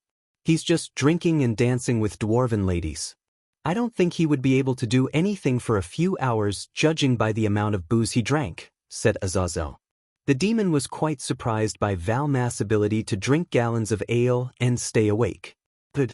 I am trailing some dwarves who might have some interesting insights. Happy hunting, Dark Queen. I will keep you updated on Valmas' status, said Azazel as Gaia trailed the dwarves to their hideout. The tables had changed, as it was Gaia who followed the dwarves this time. While she was following them, Gaia noticed the dwarves looking behind to see if anyone was following them, a trait of a thief. She was certain that these dwarves were thieves, but the question was whether they were working for someone or alone. The city of Embercrest was built like a labyrinth. There were more alleys and turns than straight streets and more taverns than any other stores. Luckily, no one was on top of the buildings or watching the skies. Otherwise, they would have seen Gaia jumping from building to building, parkour style. After almost jumping from building to building for 15 minutes, Gaia reached the outskirts of Embercrest, where the infamous dwarves liked to live. This area before her had no tall buildings or lavish stores. Instead, all she could see were tiny huts in clusters and dirty river running across them. Gaia was standing atop the last tall building overlooking the outskirts. One more step, and she would be visible to all the dwarves on the ground. Even if she could sneak without getting detected, she doubted she would fit inside one of those huts. They were barely 4 feet tall. Thanks to Michael's inventions, she had a drone at her disposal. With a flick of her wrist, she took out a drone the size of her palm. It was transparent, as the wire and gears inside were visible to the naked eye. The back of Gaia's neck let out a dim light when the drone started to fly upward. This glimmer of light was a chip that allowed Gaia to control the drone without his or Azazel's help. On top of that, this tiny drone was specially made for her as his gift.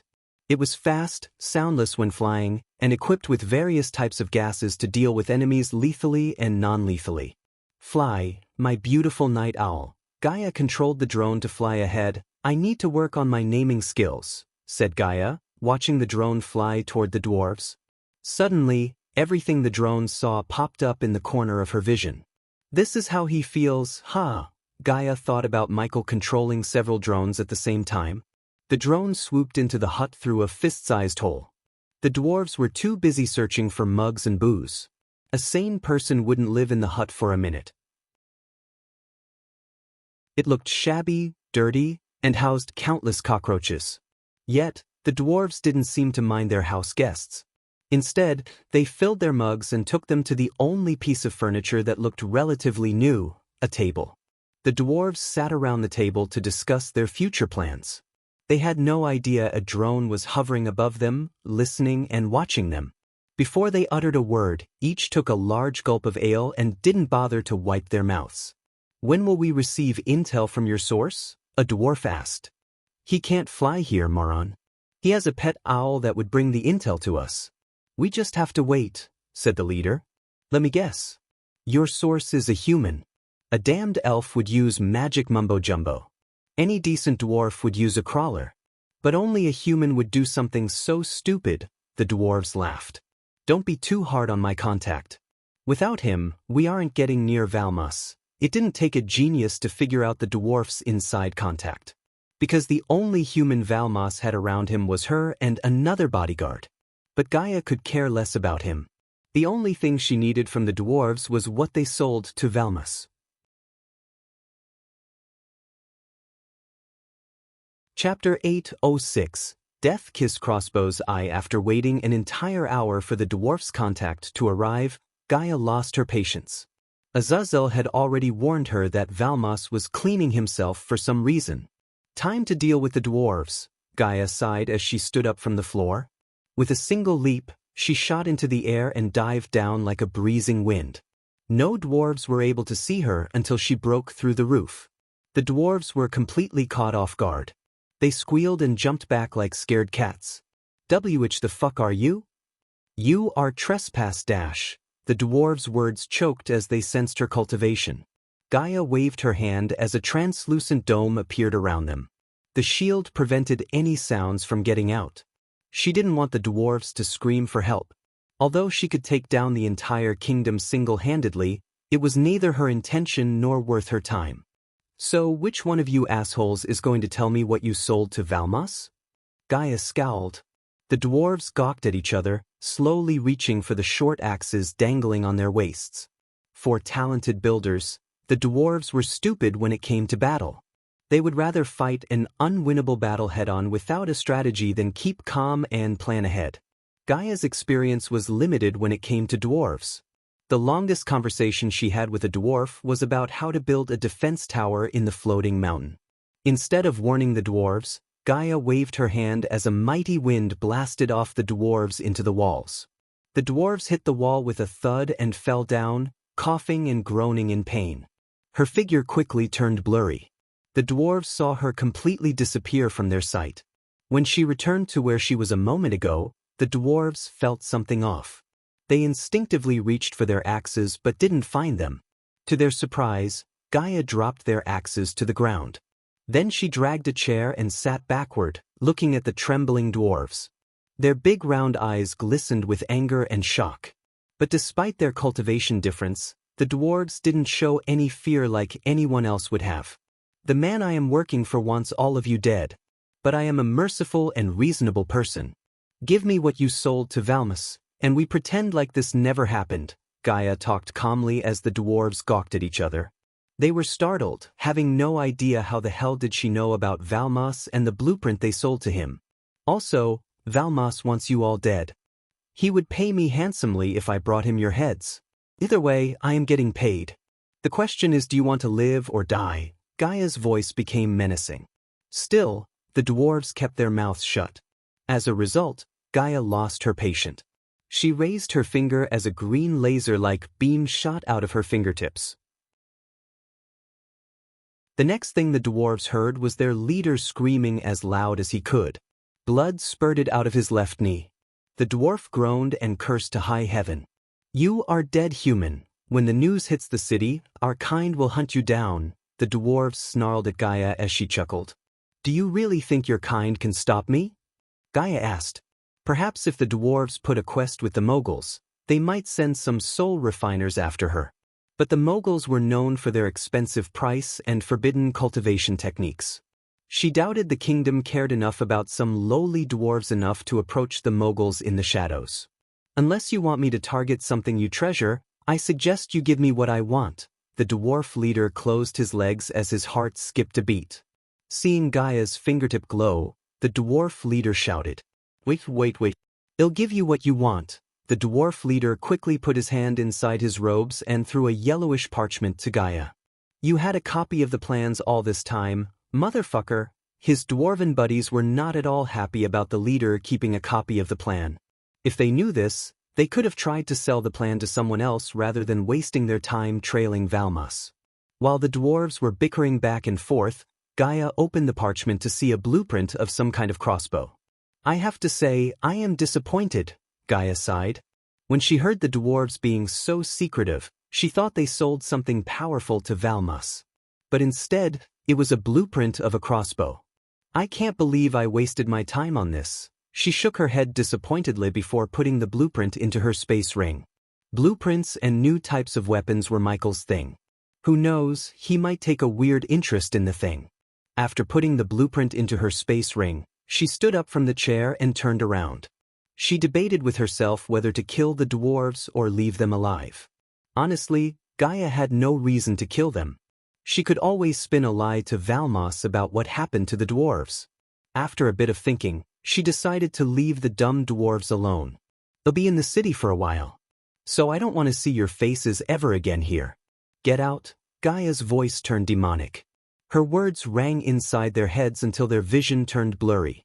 But when she took a step forward to leave the hut, the dwarves made the biggest mistakes of their lives. One daring dwarf threw a pebble at Gaia. It hit her in the head, halting her steps. The dwarves only realized the graveness of their mistake when she turned around with her eyes glimmering with killing intent. At that moment, they knew they fucked it up. Gaia grabbed the chair she was sitting on and dragged it toward the dwarves. While the leader dwarf was screaming in pain, the others frantically looked for something that could be used to fight her. Their minds were blank as they didn't even think about using spells.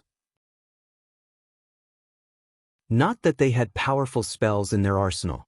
All their spells were more focused on picking locks, finding valuables, and running away.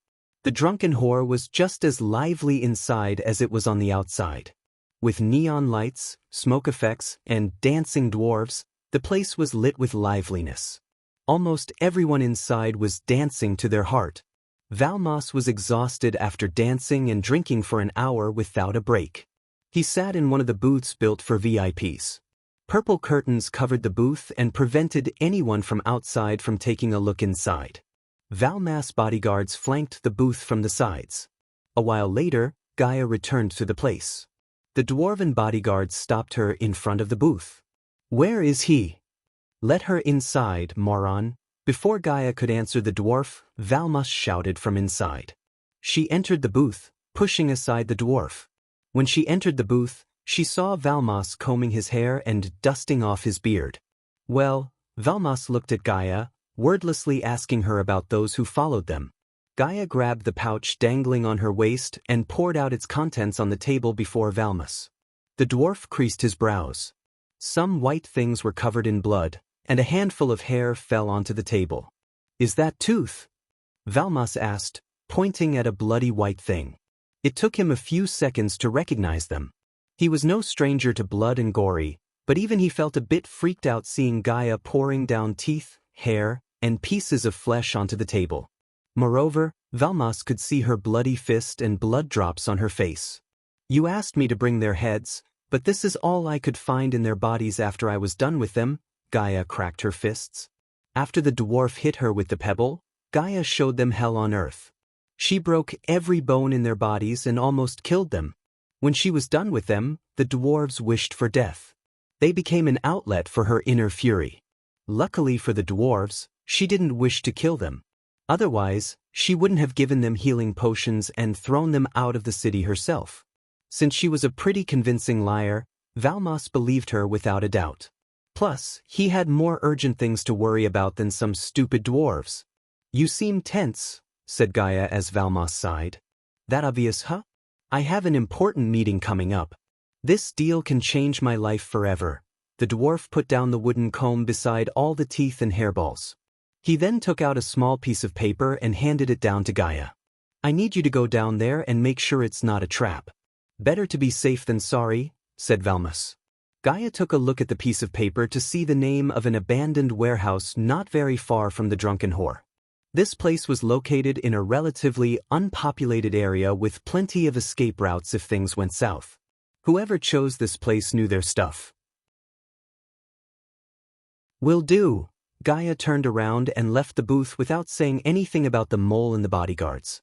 There was a possibility that Valmas would call off the deal if he felt cold feet after hearing about the mole. Valmas' schedule must go uninterrupted for her to get closer to the new weapons built by Han Torum. He was their only lead to get those weapons. The human bodyguard looked tense as he should be. But Gaia didn't do or say anything that could tip him off. After leaving the drunken whore, Gaia headed straight to the meeting spot.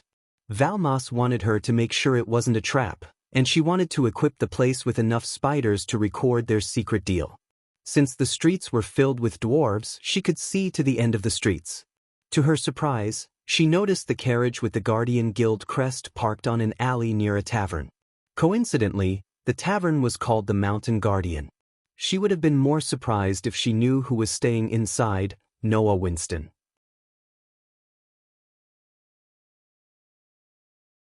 Chapter 807. Death Kiss Crossbows. Black ominous clouds blanketed the naked sky, with rackety thunder rumbles in the distance. Deafening gusts of wind swept across the grassy plains. The dense, mossy foliage writhed in the murky darkness. The cold wind lashed the oak trees, making them wave left and right. Thunder roared more intensely, and one could feel the storm ready to pour at any moment. The place Valmas asked Gaia to check out was an abandoned warehouse used to store steel beams. After navigating through the labyrinth of streets, Gaia could see the building as well as the smashed windows, splintered wooden doors, and a sea of wilting moths all over the walls. The building towered like a dormant volcano amidst the wilderness, surrounded by an aura of misty malevolence. As she walked closer to the warehouse, she noticed more and more cracks in the wall. It was a miracle this place was still standing. Again, the buildings built by the dwarves were known for their resilience. Even natural disasters had a hard time destroying the dwarven buildings. The meeting was not till midnight. Hence, no one was around the place, which gave Gaia enough time to prepare and rig the place with spiders. The rusty, iron gate creaked loudly as she pushed it open. Rotten planks and rusted steel beams lay on the ground like withering corpses, shrouded by layers of soot and mud. Meanwhile, the sky split open as the heavy downpour throbbed against the thatched roof. The echoing sound of water dripping cut through the eerie silence. Gaia covered her head with a hood. The several holes in the roof let the rain droplets find their way into the building. A fallen wooden beam used for the ceiling hung from the roof, swaying in the wind like a pendulum. The wooden floor snapped and creaked every step of the way. Gaia noticed an open space in the middle of the warehouse, surrounded by various machines. All of them were rusted and on the verge of crumbling down. Dried leaves and spider webs decorated these once great machines. With a flick of her wrist, Gaia let out a bunch of spiders. They crawled into every corner of the building. She looked around the warehouse for a few minutes to see if anyone was hiding to ambush Valmas. Her senses and eyes found no one in the building. Only then did Gaia exit the building. The rain was picking up its ferocity. She barely saw the buildings in the distance through the heavy rain. Since she had to report back to Valmas, she flew straight back to the drunken whore. By the time she reached the place, Valmas' carriage was waiting for her. Gaia had a shield around her that prevented her from getting drenched in the rain. She climbed into the carriage. "There you are. Any hiccups?" asked Valmas. "No. The place is clean as far as I can tell. Just keep the teleportation scroll close to your chest in case things go south. I pay you to keep things from going south. What good are you if I have to use a precious teleportation scroll every time there is trouble?" Valmas growled. "You pay me to keep you alive. By the look of it, I am doing a good job. Besides, you can't bitch about trouble when you are one of the most wanted weapons dealers in the continent." Valmas couldn't argue with that logic. After some bickering, the carriage headed toward the abandoned warehouse. The clattering sound of rain hitting the carriage roof kept them company. Thanks to the paved roads, the ride was quite comfortable and less bumpy. Eventually, the party arrived at the warehouse, and this time, there was another carriage waiting in front of the building. "They are here," Valmas mumbled after stepping out of the carriage. Gaia saw no crest or words on the carriage that could be used to identify the party inside. Instead, the carriage was painted with pure red and no words. She walked beside Valmas along with the other bodyguards. As she got closer to the warehouse, she sensed more and more powerful beings inside. They were too powerful to be dwarves. Gaia quickly willed her mind to show the feed coming from the silent drone inside the warehouse. To her surprise, she saw a group of orcs waiting for them inside. Not in a million years, she expected the orcs to come to a weapons deal. Despite their grotesque, terrifying looks, the orcs were a peace-loving race. So Gaia wondered what made the orcs meet Valmas of all people. The door creaked open as the dwarves pushed the steel door. There were wooden crates stacked upon each other beside the orcs. These orcs looked different from those she had met in her life. The orcs tend to keep their bodies void of any inks or tattoos. On the contrary, the orcs in the warehouse filled their bodies with paints and weird designs. In addition, they had piercings on their noses, ears, and even their nipples. They also looked beefier and bulkier than typical orcs. If their looks weren't surprising enough, they were all at the peak of the soul-refining stage except the orc, who had painted his entire body red. Gaia noticed a strange fear on Valmas' face. Although she didn't know Valmas for long, she knew he wasn't the type to get scared quite easily. He couldn't afford to be soft-hearted in his line of business. "Took you long enough," the red orc growled. He literally puffed out smoke from his nostrils like a dragon. It was quite strange and terrifying. Gaia hoped these weird orcs wouldn't find out her true cultivation level. Not that she was afraid of them, but she didn't want the deal to go sideways until she learned more about the weapons built by Han Torum. "My dear friends, I hope you had a pleasant journey to Embercrest," Valmas laughed with open arms. Stop with the pleasantries, dwarf. Show me the weapons. The orc did not beat around the bush. He cut short Valmas' pleasantries and growled. Straight to business, eh?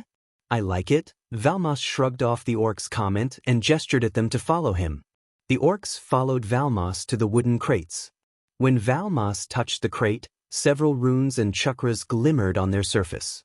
For a dwarf who hated elves to the core, he was using elven runes to protect the wooden crates.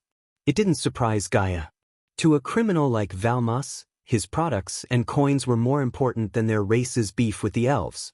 The wooden crate on top opened, revealing a bunch of handheld crossbows on top of the hay. These crossbows looked precisely the same as the crossbow Gaia saw on the blueprint.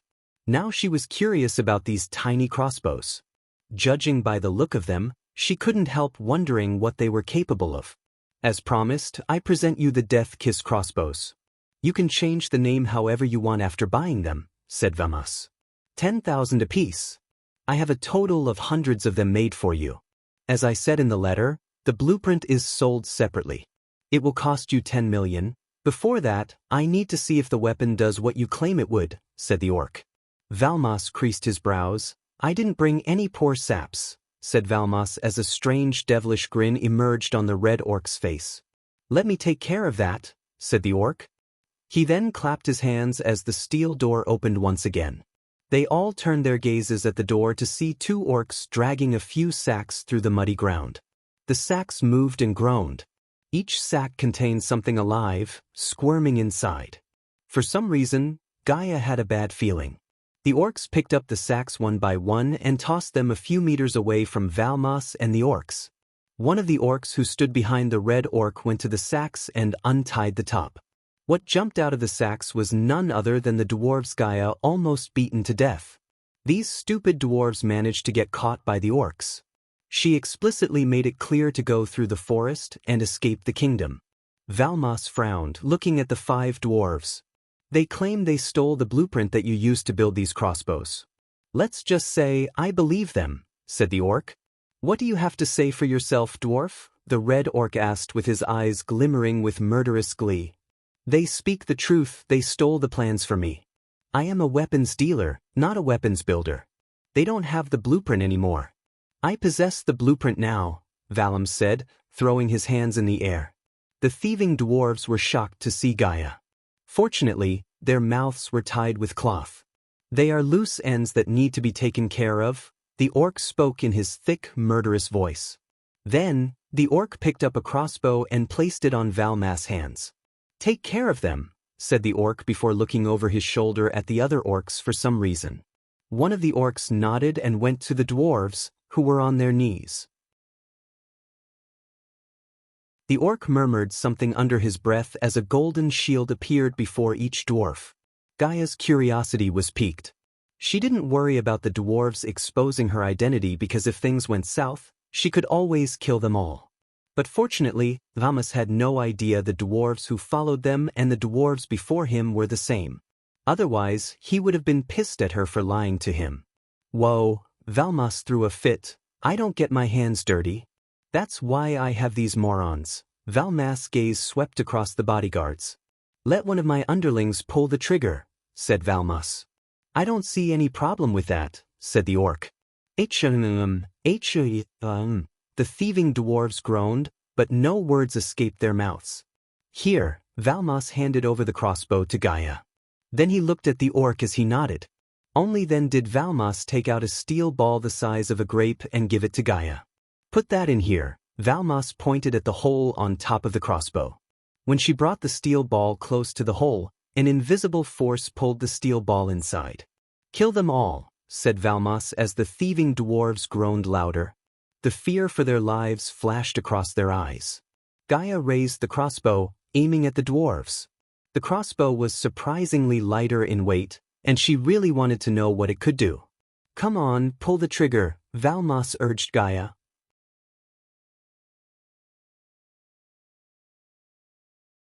Chapter 808 Invitation to Han Torum Auction. Death Kiss crossbow was a masterfully crafted crossbow with a rare sample of willow. Its string was made from deluxe wolf sinew. The wolf sinew was a fairly rare material around these parts of the world. The crossbow's limbs had been decorated with ebony details and ended in long points ornamented with delicate decorations. The stock was wrapped in dark leather and decorated with sigil decorations.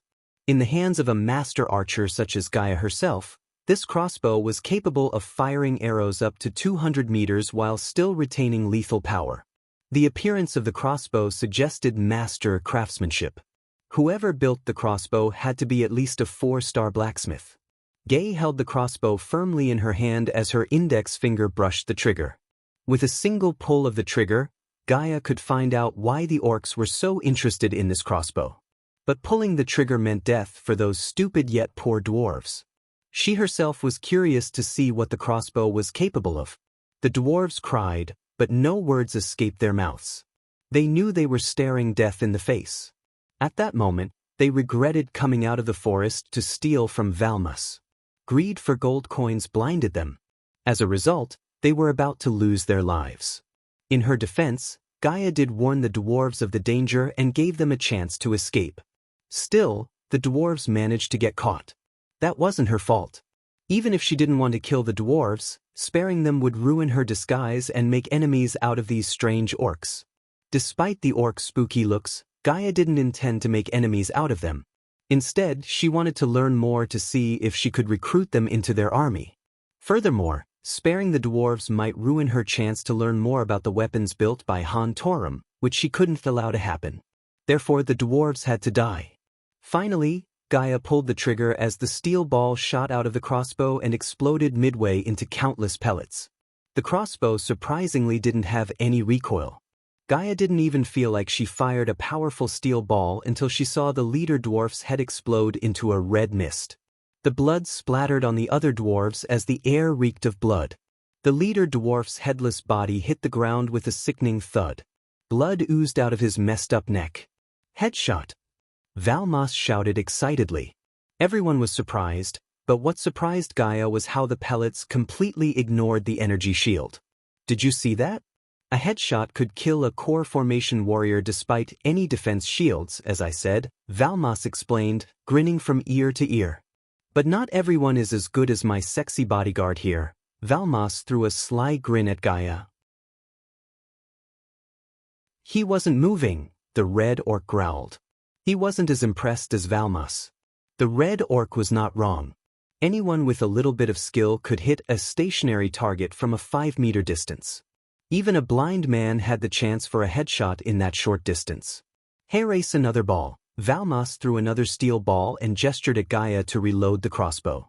The orc threw a dubious look at the dwarf as he tapped the wooden crate.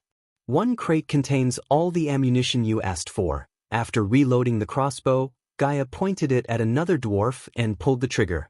She had already killed one, so it wasn't a big deal for her to end the others. One by one, the dwarves lost their heads. Blood sprayed out from their neck as the orcs looked satisfied. Eventually, the golden shield before the dwarves faded away. The crossbow hooked up Gaia. She didn't use a bit of energy, yet she killed 4 body-strengthening stages and 1 core formation warrior despite the energy shield. Now she realized why the orcs were interested in the crossbows. Although Gaia didn't believe these crossbows could do anything to anyone above core-strengthening stage warriors, these crossbows could change the tide of war since most wars were fought by soldiers who were mainly at body-strengthening stage.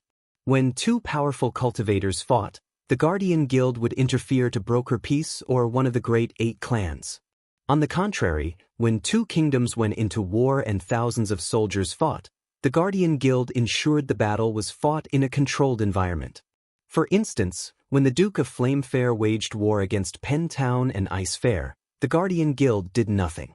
Gaia had already decided to bring the blueprint to Michael and mass-produce these crossbows. Knowing Michael and his talent for building powerful stuff, Gaia was confident he would make changes to the crossbow and build something extraordinary from the blueprint. After she killed all the dwarves, the red orc threw a silver ring at Valmus. The dwarf licked his lips, looking into the space ring. Wonderful! The dwarf clapped his hands together. He then took out a parchment worn out by the time and handed it over to the orc.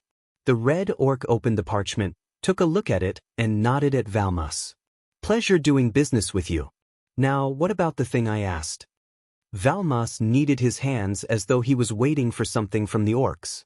The orc put his hand into the belt around his waist and pulled out a golden card with some letters embossed on it.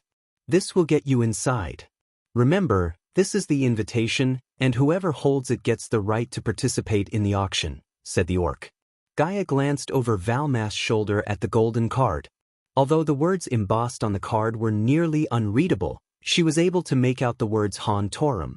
Connecting the dots, Gaia realized she was one step closer to getting the weapons built by Han Torum. The red orc signaled his underlings to carry the wooden crates and follow him to the carriage outside.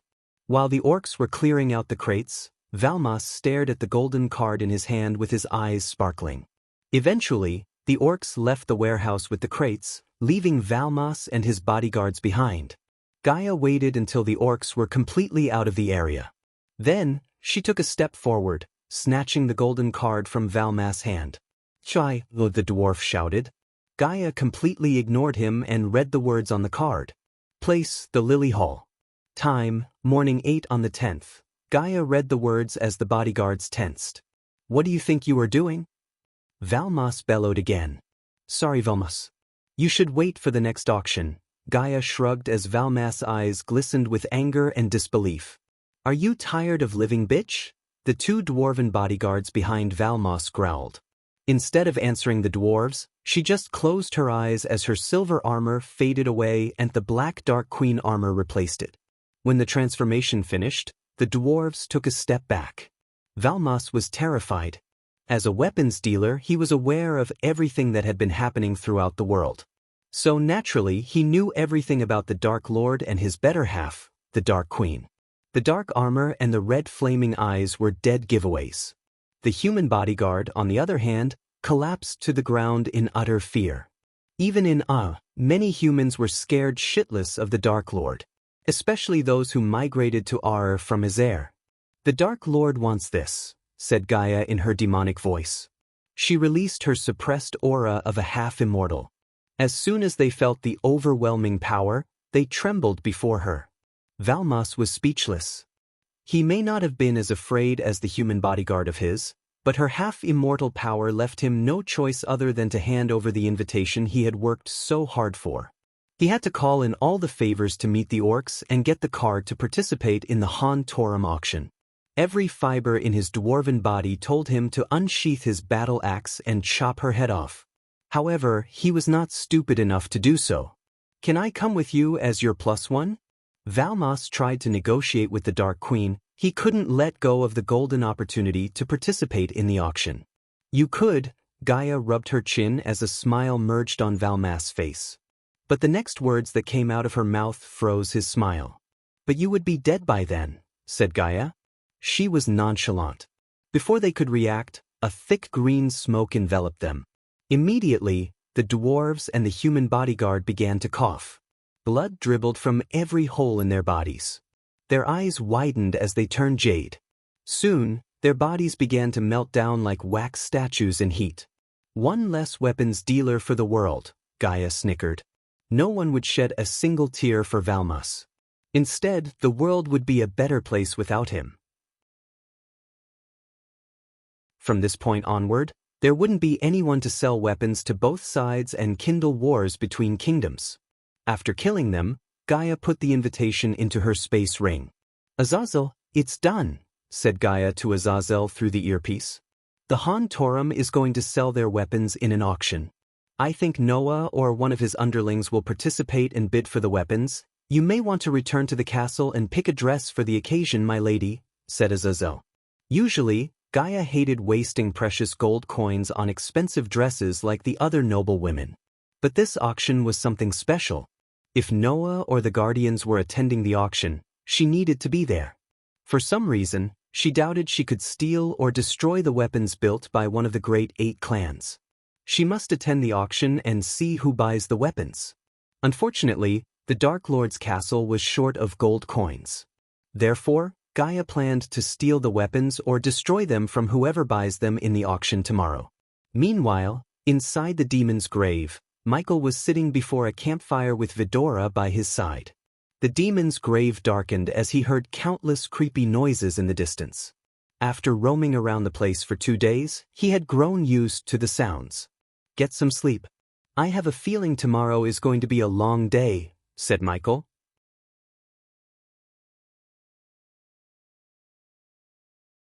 Chapter 809 Armored Salamandipede. After resting at the fire for a few hours with Vidora, Michael resumed his journey through the demon's grave.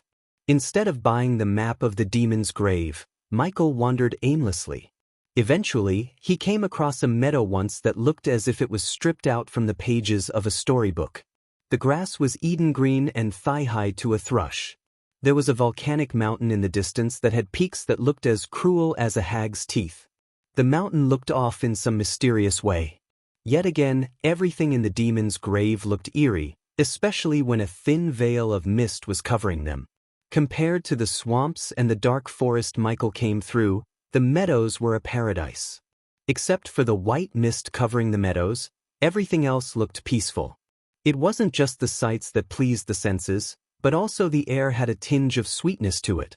The pitch-black sky above the meadow added an extra charm to the place, and the only light source Michael had was the fuming volcanic mountain in the distance. The lava oozing out of the mountain dimly lit the meadows with its hue of orange. Michael walked through the meadows, gently brushing the grass and flowers with his hands. It was a feast for the eyes. The meadow stretched as far as the eye could see, with no monsters in the near vicinity. Vidora flew out from his shoulder and chased what seemed to be fireflies in a dance of life and death. Almost 15 minutes later, Michael noticed a neon blue ribbon of river running through the meadow. The song of the river was very gentle as it went plinking and tinkling over the gravel bed. Michael halted his steps for a moment and bent down to wash his face with the clear river water. He immediately felt refreshed by the cold water. As he was washing his face, a cold breeze brushed past him. The grass waving with the wind, coupled with the river, sounded like music to Michael's ears. Since Sarba had enhanced senses, he could smell the sweetness of cherry blossoms and the soft caramel scent of flowers in the air. It was so soothing that he wanted to lie down against a mossy rock and drift into a deep sleep. The humidity rendered into dewdrops on the grass. For a few minutes, the sky drizzled. But the clouds soon passed, leaving the grass and earth to steam gently like druid smoke. Michael thoroughly washed his face, head, and the back of his neck. He even dipped into the river and came back to wash off the mud from his robes. The swamp really did a number on his outfit. Fortunately, the river was shallow enough for him to cross to the other side. His target was the volcanic mountain in the distance. The volcanic mountain held 3 items he needed to forge the dark swords. After getting those items, he planned to venture deeper into the demon's grave to change their financial status. But he doubted either of these tasks would be easy. He had the feeling the peace and quiet he was enjoying might come to an end soon. As he expected, he sensed a half-immortal being nearby. The being was on his way to the mountain. "Did you sense it?" Sarba asked Michael as Vidora flew back to Michael. Michael nodded. Instead of heading straight toward the being, Michael flicked his wrist as several drones materialized above him. All the drones flew in the monster's direction as Michael concentrated on their feeds. To Michael's surprise, he did not see any monster through the drone feeds. The meadows looked peaceful and quiet. "I am not seeing any monster," Michael said to Vidora. "It can't be. I sensed a powerful being." "Something is there, ghost," said Sarba. He was absolutely certain that he sensed a monster near them. If he had to bet, he would say it was waiting for them 20 meters ahead of them. The howling wind breezed past Michael. He was not in a rush but strolled toward the monster. If he could fly, he might have flown around the monster instead of fighting. However, he decided to fight the monster because he wanted to challenge himself. Plus, slaying a half-immortal monster would give him millions of experience points. After Gaia killed the dwarves, Valmans, and his bodyguards, Michael needed only 400,000 experience points to reach the next level. The closer he got to the monster, the shakier the ground felt. Michael halted his steps and looked at the meadows before him. At first look, the meadows looked no different than the rest. But when Michael looked closer, he noticed an unevenness on the ground, as though something was hiding beneath the meadows. Michael raised his hand as a pebble flew straight into his hand. He then threw the pebble at the ground, where he suspected the monster resting. The pebble hit the ground with a thud, yet nothing happened. Michael threw another pebble, hoping to rile up the monster. He had a feeling the monster was waiting to ambush him. Poor bastard didn't have any idea that Michael had already sensed it. When Michael threw the third pebble, he heard a muffled roar. Brown dust storm emerged from the ground as Michael heard something heavily exhaling. Soon, the ground beneath him trembled. Michael took a step back. The monster hiding beneath slowly emerged from the ground, revealing his full body. It was a long reptilian monster that looked like a hybrid of a salamander and a centipede. The monster crawled out of the hole with its hundreds of tiny golden legs, sticking his long tongue out. Silver scales covered his body from top to bottom. The gigantic monster was at least 50 feet in length. It hissed at Michael, staring at him with its tiny blue eyes. Suddenly, the monster dived down, digging into the ground. Michael immediately activated his X-ray eyes to locate the creature in the ground. The monster dug its way out of the place where Michael was a second ago before jumping away. The area suddenly grew darker as Michael cast the death range. Moreover, the cloud of darkness shrouded Michael's body, completing his Dark Lord form. The dark beams shot out of his eyes. To his surprise, the dark beams bounced off the shiny scales covering the monster. The dark beams didn't even put a dent in the monster's body. Someone else would have been shocked and felt discouraged, but Michael felt excited. As a blacksmith, he could do wonders with scales as strong as these. Since gravity restricted him from flying, Michael couldn't use aerial attacks. Hence, he cast the lightning dash to move around the monster. The monster's scales let out a dim jade light as it fired a blob of boiling hot poison toward Michael.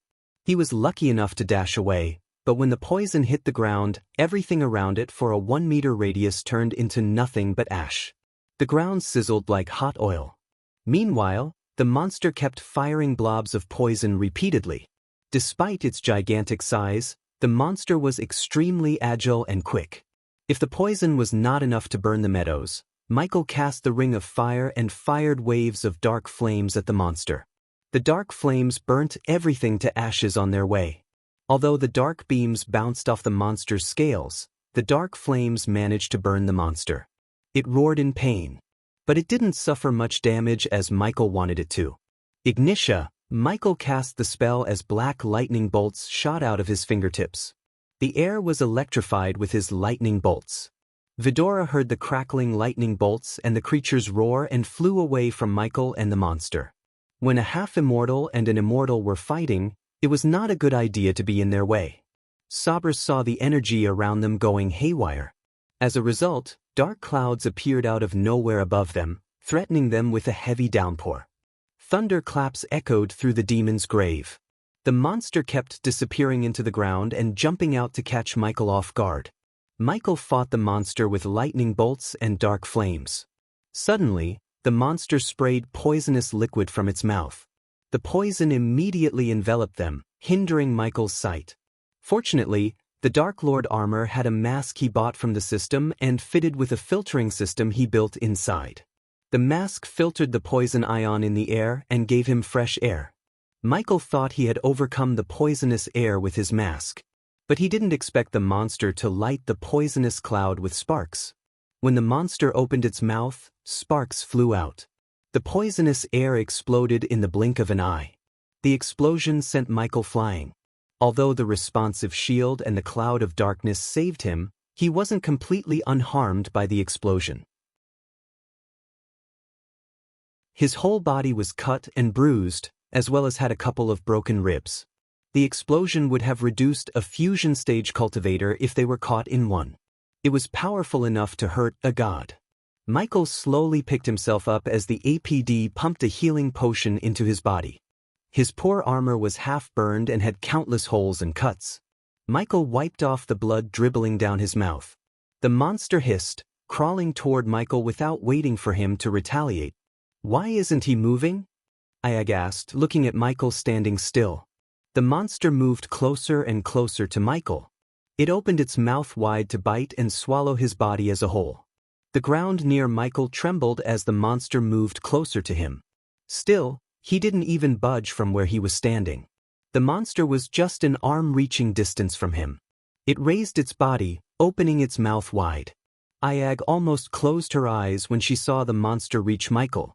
But to her shock, she heard a loud bang before the monster went flying away. The monster crashed down on the ground. Vidora was stunned. They all turned their gazes back to Michael to see the Doombringer emanating coldness in his hand. Only Cain saw the Doombringer appear in Michael's hand, and him swinging it with enough force to send the giant monster flying. Several scales on the monster's body tumbled down, leaving the monster's soft skin exposed.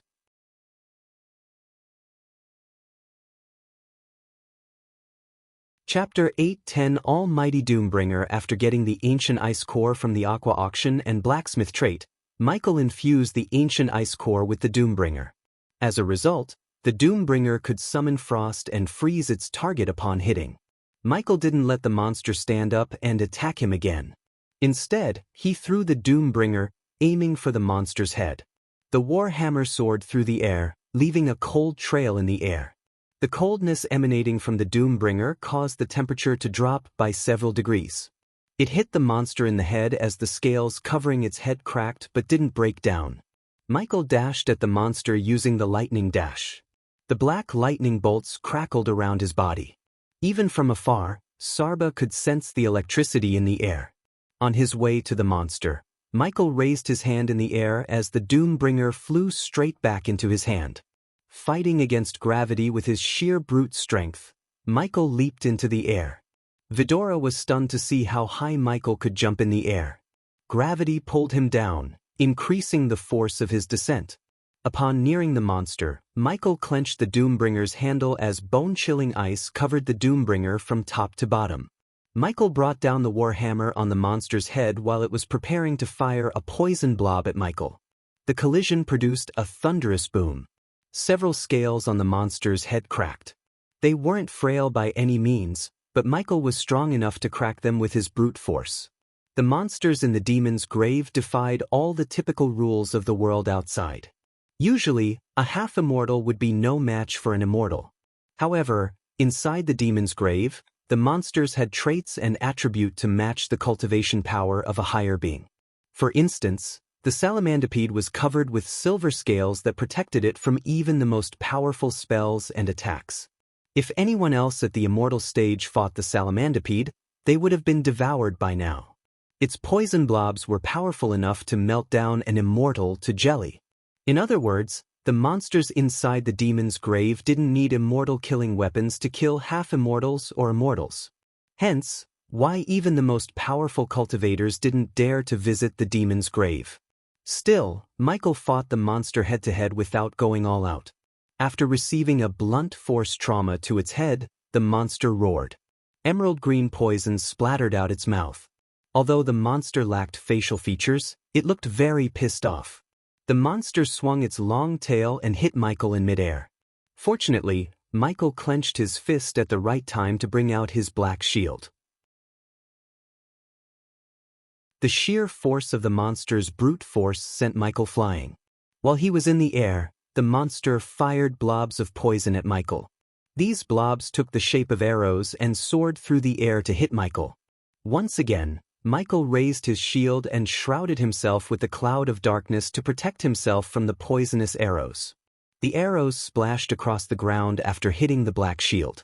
Unfortunately, a drop of poison hit Michael's boots, making a sizzling noise.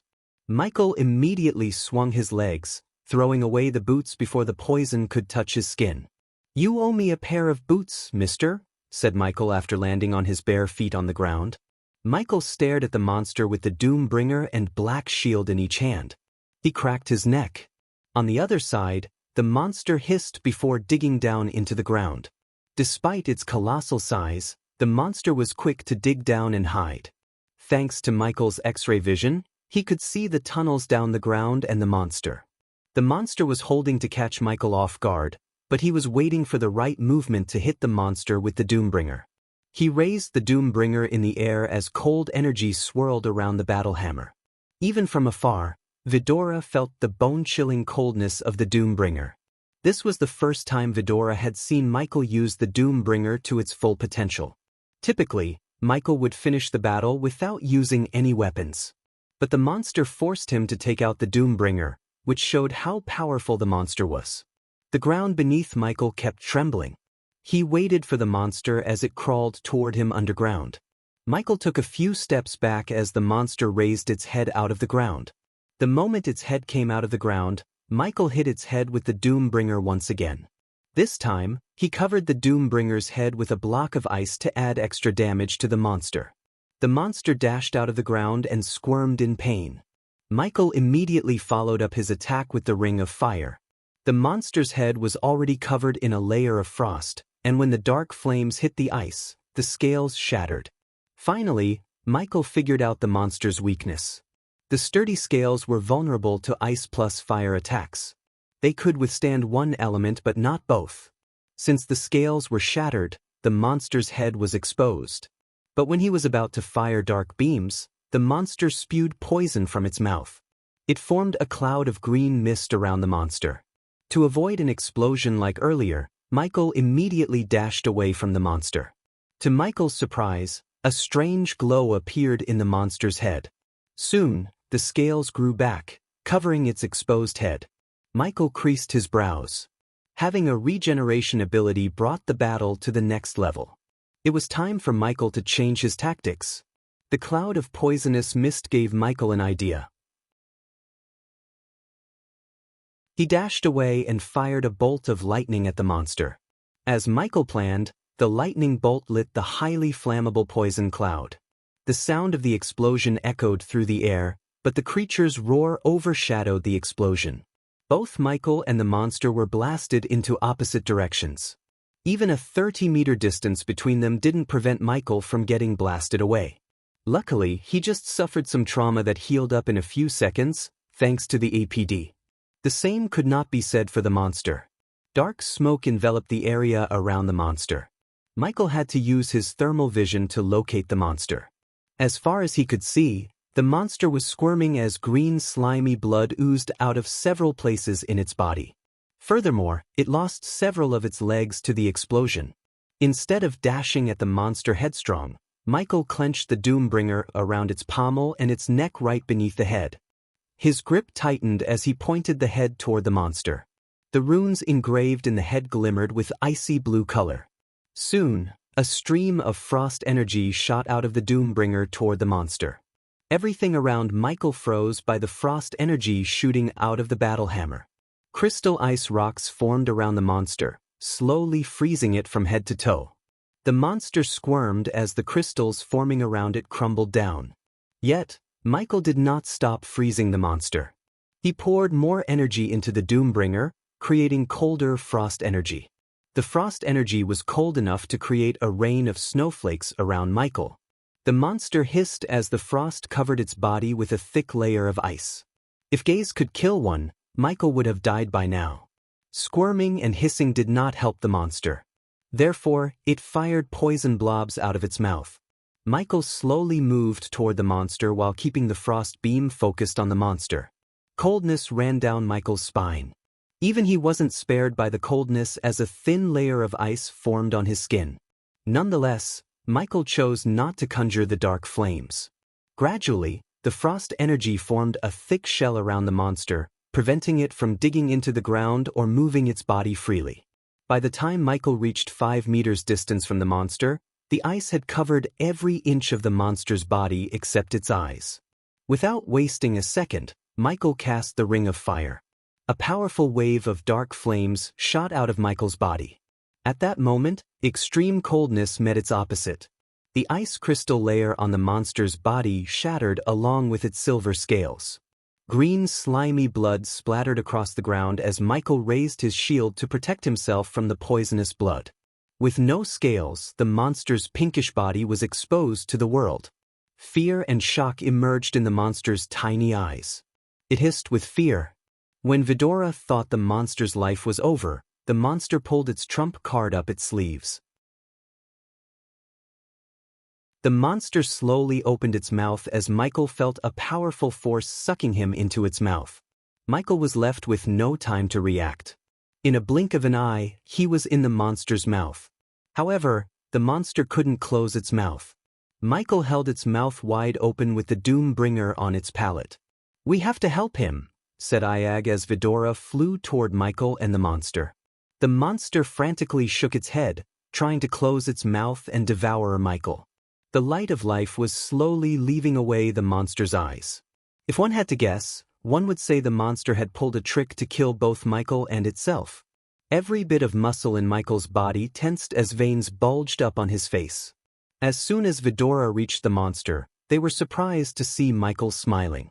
No one in their right mind would smile stuck in a monster's mouth, but he did. Vidora was speechless. Judging by the smile on his face, they could tell he did not need their help. The monster, on the other hand, completely ignored Vidora and frantically shook its head left and right, hoping Michael would let go of the Doombringer in his hand. Occasionally missing content, please report errors in time.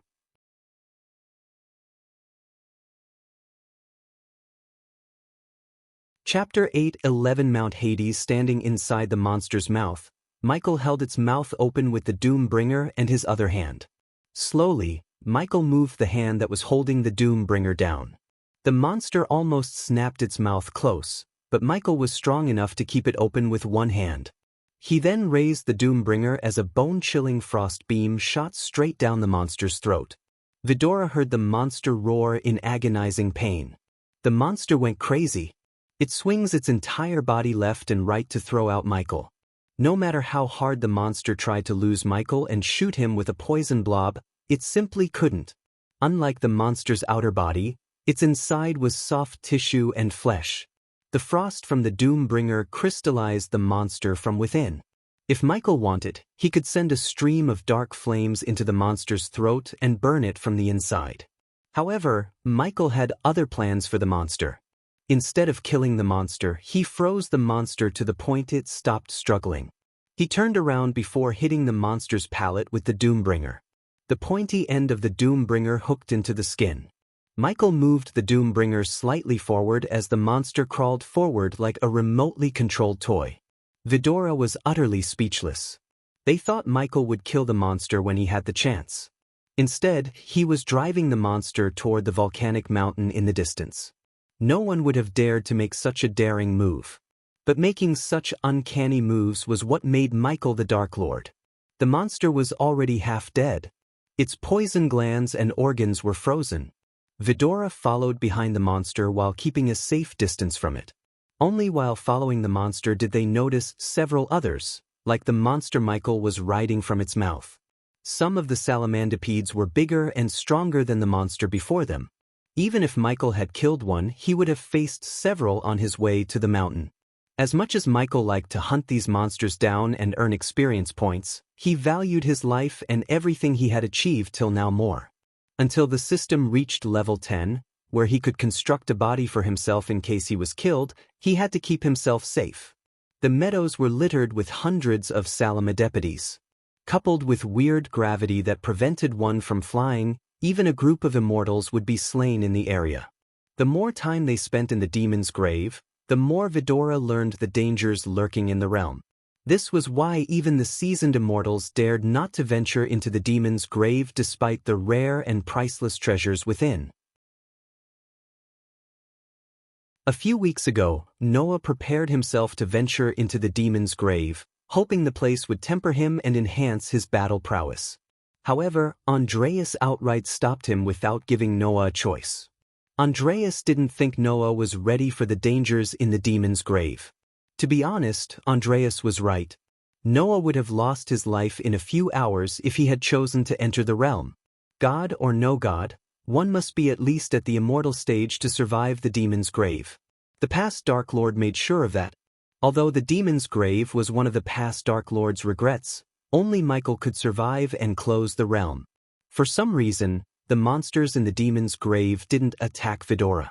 Some of the monsters dug into the ground the moment they saw Vidora. Looking at this weird behavior of the monsters, dark lines appeared on Iag's forehead. She turned her gaze toward Cain since he was the smartest among the three of them. Hey Cain, did you see how they went inside the ground when they saw us? It's weird, right? Said I. After hearing Ayag's remarks, Sarba shared his thoughts with Cain. I also have this strange feeling that we and this place have some kind of connection. They weren't wrong to have these feelings. But the truth was far more than they could even dream of. Almost 4,000 years ago, before the Dark Lord reset the universe, a brutal world-ending war happened between two otherworldly races. The war had two sides. One side had thousands of demons, and the other side had only one fighter, the three-headed Hydra, Vidora.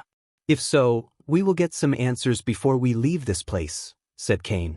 He didn't let Sarba and Ayag know what he felt about this place. Unlike him, they were influenced by emotions rather than their brain. Until Ghost figured out what had really happened in this realm, Cain didn't want to come to any conclusions. Eventually, Michael reached the volcanic mountain base. Dark smoke and ash littered the ground as well as the air. The smell of fire nauseated them. As soon as they reached the mountain base, the high temperature caused the ice layer on the monster to crack. After the ice shattered, Michael was afraid of the monster healing back to its full strength. Therefore, Michael cast the ring of fire and Ignitia at the same time. Black lightning bolts crackled around Michael's hand before hitting the monster's throat. Following the black lightning bolt, a stream of dark flames rushed into the monster's mouth, burning its flesh to well done. The monster roared and squirmed as Vidora's senses were overwhelmed by the burning flesh. Soon, the monster lost its strength to squirm and collapsed down. Its body shrunk as green slimy blood oozed out of its skin. Ding! Congratulations to the host for killing a half-immortal level 7 monster. The reward is 1 million experience points and 10,000 badass points. Ding! Congratulations to the host for successfully being a badass. The reward is 15,000 badass points. Michael heard the system in his mind. Not even a second passed as Michael felt warmth throughout his body. This was a familiar feeling. He had leveled up. Congratulations to host Michael for leveling up. The current stage is Immortal Level 5. Vidora flew around the monster's lifeless body as Michael stepped out of its mouth. Without even looking around the mountain, Michael squatted down the monster's body and ran his fingers through its scales. After the explosion and fire plus ice attack, the monster lost most of its scales. He fired the dark beams out of his eyes, cutting out the few scales on its body. Vidora saw Michael peeling out the scales with a sickening screeching sound. He seemed unbothered by the blood and gore. On the contrary, he was whistling a strange tune and enjoying collecting the scales. It took him almost an hour to collect all the scales. At that moment, he sat before a pile of scales. Cain counted 34 scales in total. Each of them was diamond-shaped in the size of a grown man's palm. They wondered what Michael could do with so few scales. But after seeing the sorry state of his current armor, their first guess was new armor. After stripping the scales from the monster's body, Michael raised his hand, firing streams of dark flames from his hands. Without the scales, the monster's body couldn't withstand the dark flames. It slowly burned down to a hot pile of ashes and bones. Michael slightly bowed, paying his respect to the monster. When Michael turned around, he saw Vidora staring at him with bewildered looks on their faces. "You have something in mind?" Michael asked, tilting his head. "We are wondering what kind of connection we have with this place," said Ayag. Her words reminded Michael of the green glow in Cain's mouth that resembled the realm tear earlier. Just like Cain, Michael didn't want to say anything before he learned more about the demon's grave. Since the mysterious woman said the demon's grave was one of his mistakes, he had a feeling it might be related to Vidora somehow. But for the time being, Michael decided to stay silent on the matter. "I'd say let's explore the place more before making any assumptions," said Michael. Ayag heaved a heavy sigh and nodded. Finally, Michael turned his focus to the giant mountain before him. It looked bigger and mightier in close. Once again, Michael tried to ascend into the air but ultimately failed due to gravity. The required items needed to forge the dark swords are inside the mountain. "It seems like the host has to climb the mountain. I hope you are good at it," the system said. Weirdly, The system sounded amused by his conundrum. The volcanic mountain was none like Michael had ever seen in his life. Its ashen cone would grow hot and, with a great surging and throbbing, pour forth rivers of molten rock from chasms in its sides. Some flowed blazing down great channels. Some winded their way into the stony plain until they cooled and lay like twisted dragon shapes vomited from the tormented earth. The heat emanated from the molten lava was enough to burn a core formation warrior to dust. Vidora lifted their heavy heads as the mountain filled all their sight, looming vast before them. The growling mountain sounded like a hungry beast waiting to devour everything with its molten lava. Its cone-shaped top reached for the sky, shrouded in a huge mass of ash and sparks of fire. Just looking at the mountain hurt Michael's neck. He sighed, thinking of climbing the mountain through the oozing lava and uneven terrain. He was a hitman, not a mountain climber. Although he had training climbing walls and mountains, this fuming chimney of a mountain was not an ordinary one that anyone could climb. At least he had Mark III grappling hook to help him climb. After taking a long, deep breath, Michael walked toward the mountain.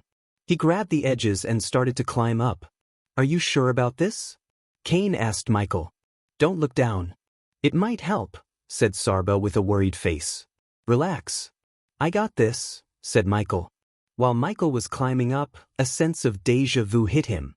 He felt like he had climbed the mountain before. But he ignored all the doubts and focused on the task at hand.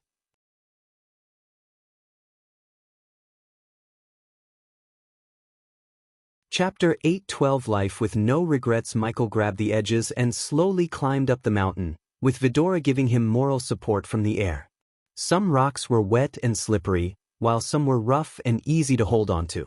When Michael looked over his shoulder, everything on the ground looked eerily small. If climbing wasn't hard enough, the air was filled with ash that hindered Michael's sight. The higher he climbed the mountain, the stronger the wind breezed past him. It almost knocked him down every step of the way. After climbing for almost 5 hours, Michael's hands went numb. Michael willed the APD to pump him with a healing potion. Another hour passed as Michael climbed quite higher and finally saw a rock formation sticking out of the mountain large enough for him to sit down. "Careful!" Suddenly, Michael's hand slipped as he hung on the edge with one hand. Vidora flew closer to Michael.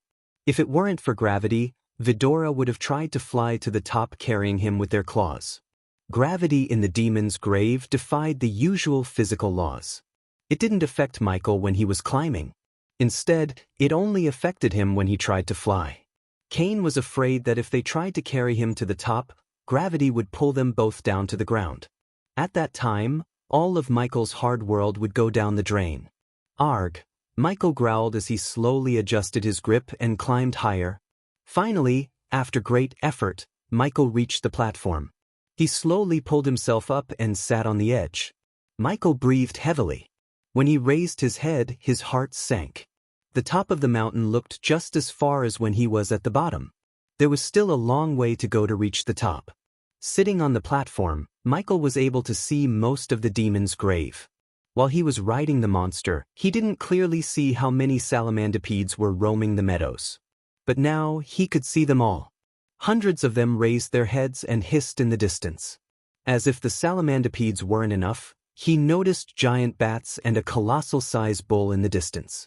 Even from miles away, the bull looked gigantic.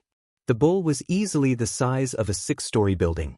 No monsters dared to get near the bull while it grazed the grass peacefully. "Man, I hope we don't have to fight that monster," said Sarba. He gasped in shock at the sheer size of the bull. "Who knows? We might have to," Michael's words stunned Sarba. "This place tests everything in me. This mountain is just one of the many tests I have to go through," said Michael. He was certain that this place was testing him. Despite the cultivation gap between him and the monsters, he couldn't destroy them easily as he was used to. Not that Michael was weak or nerfed by the demon's grave, but the monsters defied the typical laws of cultivation. Even a fusion stage monster was strong enough to fight a half-immortal because of their attributes. It was as though the demon's grave had tempered them and made them evolve somehow. These monsters showed signs of intelligence. A monster with intelligence was far more dangerous than one with no intelligence at the same cultivation stage. With the right strategy, even a weak monster could defeat a stronger opponent. For a few minutes, Michael just gazed at the realm before him. He collected his thoughts, calming his mind and soul. Eventually, Michael resumed climbing up the mountain with Vidora flying beside him. "Grab here. This rock looks strong." Vidora flew ahead of Michael and found sturdy rocks and edges for Michael to hold onto. They continued climbing the mountain for another hour, and then Vidora noticed something peculiar on the mountain's surface. "Look here." Sabra hovered in the air, pointing at a small rock formation that was sticking out of the mountain with a dot of red paint on it. Soon, they found another ledge with a red dot. One by one, Vidora found several rock formations that could be used as more than just holds. Before Vidora could inform Michael about their find, he fired his grappling hook onto the hold with a red dot. Surprisingly, the grappling hook coiled around the rock and let Michael pull himself higher.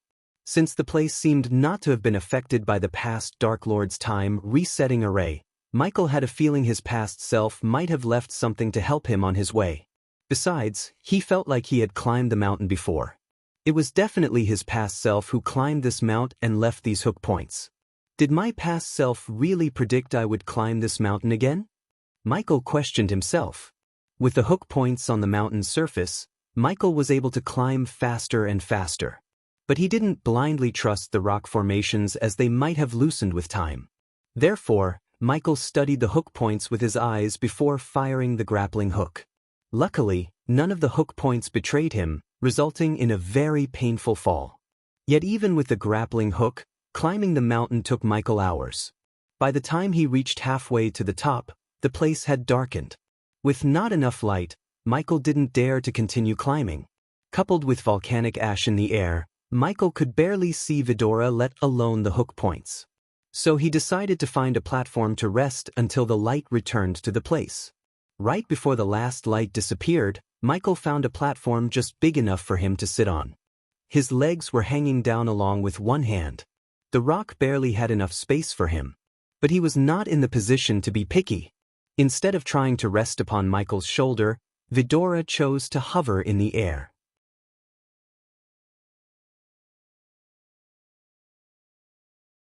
"The Dark Lord who lived 5,000 years ago is not you," said Sarba.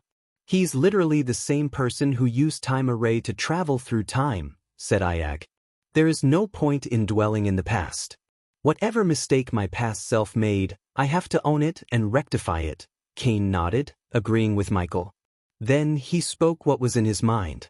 "Your past self didn't seem like the one to make mistakes.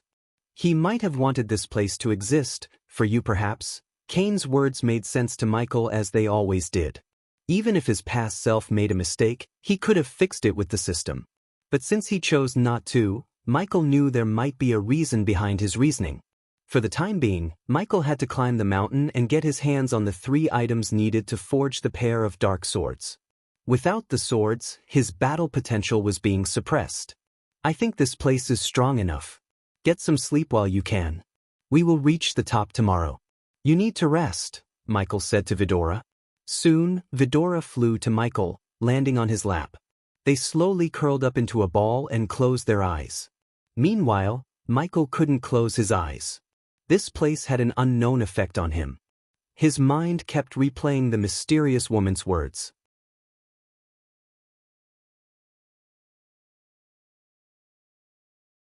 Chapter 8:13 Birth of the Dark Swords. The morning in the demon's grave was gloomy as ever. A tinge of light lit the horizon that looked like a red canvas. With newly found vigor, the monsters roared. Molten lava flowed out from the top, lighting the mountain with its golden light. Coupled with the morning light, the realm looked brighter than earlier. In the distance, the bats littered the red sky. Strangely, more and more bats appeared on the horizon for some reason. On the other hand, Michael and Vidora resumed their journey toward the top. The higher Michael climbed, the fewer hook points he came across. He hoped to reach the top using only the grappling hook. But on the contrary, he had to use his hands to climb more than the grappling hook. Without looking down, Michael climbed up the mountain. His entire body was drenched in sweat. "Careful," Sarba warned Michael. Despite the dry air and the heat, the mountain surface looked slimy for some reason. Grabbing the holds turned out to be a pain because of the slimy surface. Still, Michael carefully held onto the edges and moved up on the mountain. He didn't rush climbing up. Instead, he took every step with caution. Several hours passed in a blink of an eye. He had to use healing potions to keep his hands and legs from going numb. Almost 10 hours later, the top of the mountain became close to Michael. With a final use of his grappling hook, Michael climbed up to the top. After lifting his body to the top, Michael just collapsed to the ground and breathed heavily. Michael's chest rose and fell at regular intervals. Meanwhile, Vidora flew away from Michael and saw a giant hole filled with molten lava. The mountain was like a giant well, except it had lava instead of water.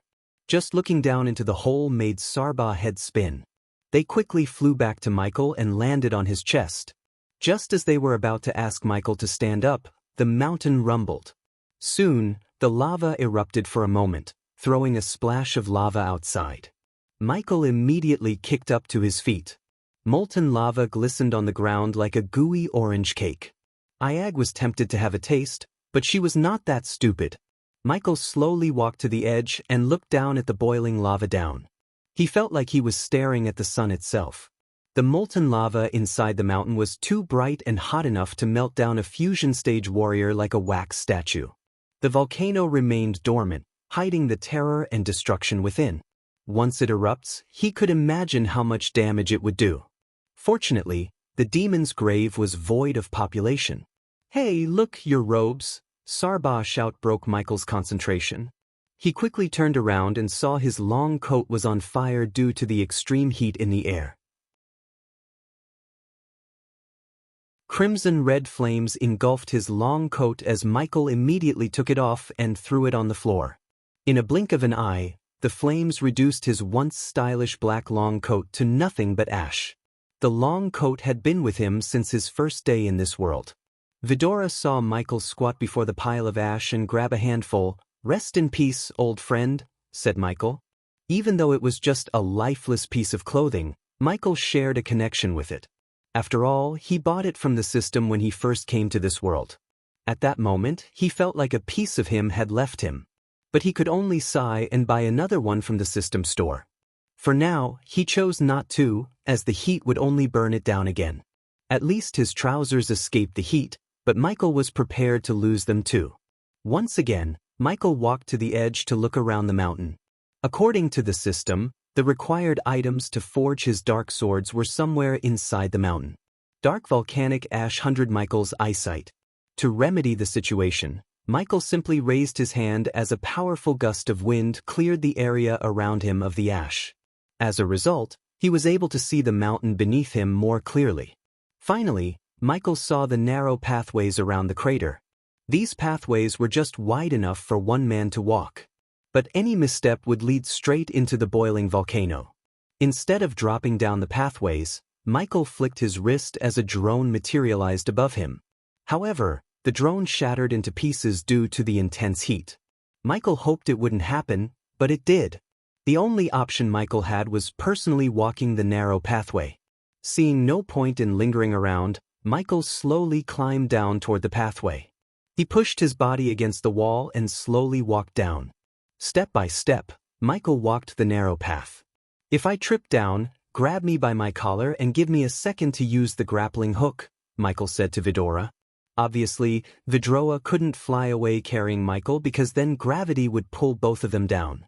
But if Vidora grabbed him by his collar, it would give him a second to react and use either the teleportation scroll or the grappling hook to escape the well of molten lava beneath him.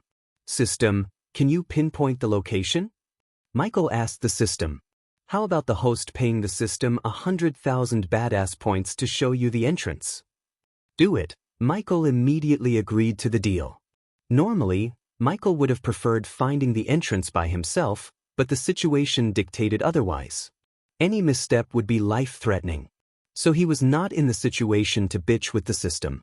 After the system took the agreed amount, a glow appeared in the corner of Michael's sight. A part of the walls on the other side was glowing. "Try not to fall down, host," said the system. Michael sensed a bit of sick humor in its voice. If the crater containing the lava was a circle, Michael had to go to the opposite end to reach the glow. The narrow path was already crumbling down bits and pieces at a time. But Michael surprised the system by climbing back to the top. Vidora frowned as they had no idea why Michael suddenly climbed back to the top. What happened? You got cold feet? Ayag tilted her head. What are you up to, host? The system also seemed surprised and questioned Michael. Using my brain, that's all, Michael thought. Then he started to walk around the crater to reach the glow instead of the narrow path. The mountain's top was broader and more stable compared to the narrow path. So why did Michael have to risk himself walking the narrow path when he had a much better alternative? Except for the strong wind that tried to push him down, the current path had no downsides at all. Vidora followed behind Michael, having no idea what had just happened. Where are you going? Asked Sarba. Well, see, Michael mumbled as he continued on his path. Eventually, he reached directly above the glow. He took a deep breath before climbing down the mountain. In a few seconds, Michael landed on the narrow path. The glow on the mountain surface slowly faded away. But to the naked eye, the mountain's surface had no strange symbols or runes. Instead, it looked brownish with the volcano ash covering its surface. Michael ran his fingers through the surface, trying to see if there was something engraved in it. Yet he found nothing. It must be somewhere here, Michael said to himself. Then, he activated his X-ray vision. As soon as his eyes turned blue, he saw a dark square on the surface. Michael placed his palm on the dark square. Suddenly, a bolt of electricity ran down his spine through his hand. Sarba sensed the sudden spike in energy around them. Before he could question Michael, the mountain's surface trembled. To Vidora's surprise, the mountain's surface slowly creaked open like a secret door, revealing a dark corridor leading up somewhere. Michael took a deep breath before walking into the dark corridor with Vidora following him behind. After they took several steps into the corridor, the door closed behind them. Everything turned pitch black. Do you smell that? Asked Sarba, sniffing the air. What? The air. It smells like oil, said Sarba.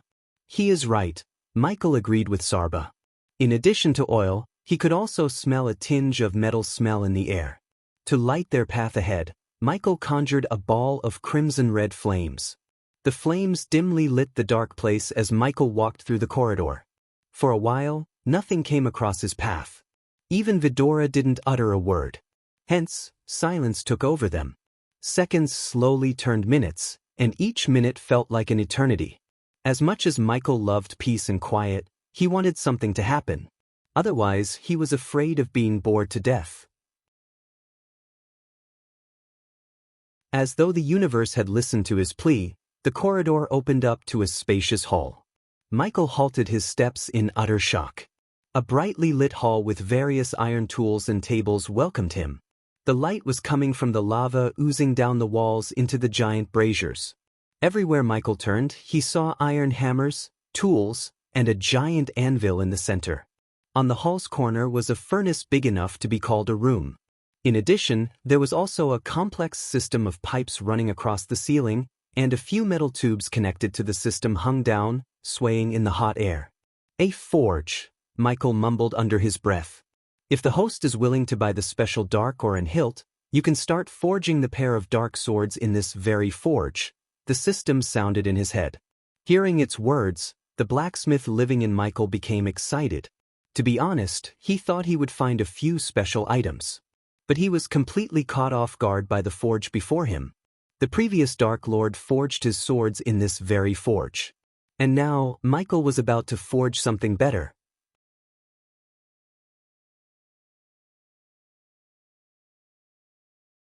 Chapter 8:14 Birth of the Dark Swords 2 Michael stepped into the forge as the hall brightened. The forge welcomed its master by providing more light and heat to the hall. Without a doubt, the place looked ancient. Everything in the forge was covered in thick ash, and some of the little tools were rusted to the point there was no chance of restoring them. Michael looked for something that might give him a clue or two about the forge's origins. While looking around the room, a large anvil drew his attention to the center of the forge. As a 5-star blacksmith, he could tell a gorgeous anvil when he saw one. He ran his fingers through the anvil, wiping off the dust on its surface. Excitement coursed through his veins as he saw the vise, a beautifully crafted piece of contraption used to hold objects securely while they were worked on. It was made of a darkish metal and seemed it could hold large and heavy objects as its jaws had a grip that could exert considerable pressure. This forge was a blacksmith's dream come true. Finally, Michael turned his gaze toward the heart of any forge, the furnace. Whoever built the forge chose to build the furnace in the wall and let the smoke go straight to the mountain's top.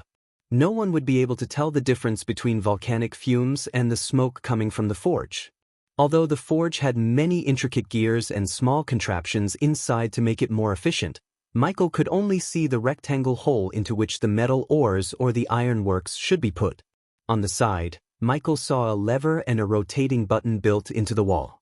"Pull the lever and see what happens," said Ayag. Her eyes glistened with curiosity, just like Sarba. Michael already had a pretty good guess of what it would do. But he pulled the lever to confirm his assumption. The lever was considerably harder to pull. It took a bit of force to pull down. A normal person had no chance of pulling down the lever since even Michael had to use his strength. After he pulled down the lever, nothing happened for a while.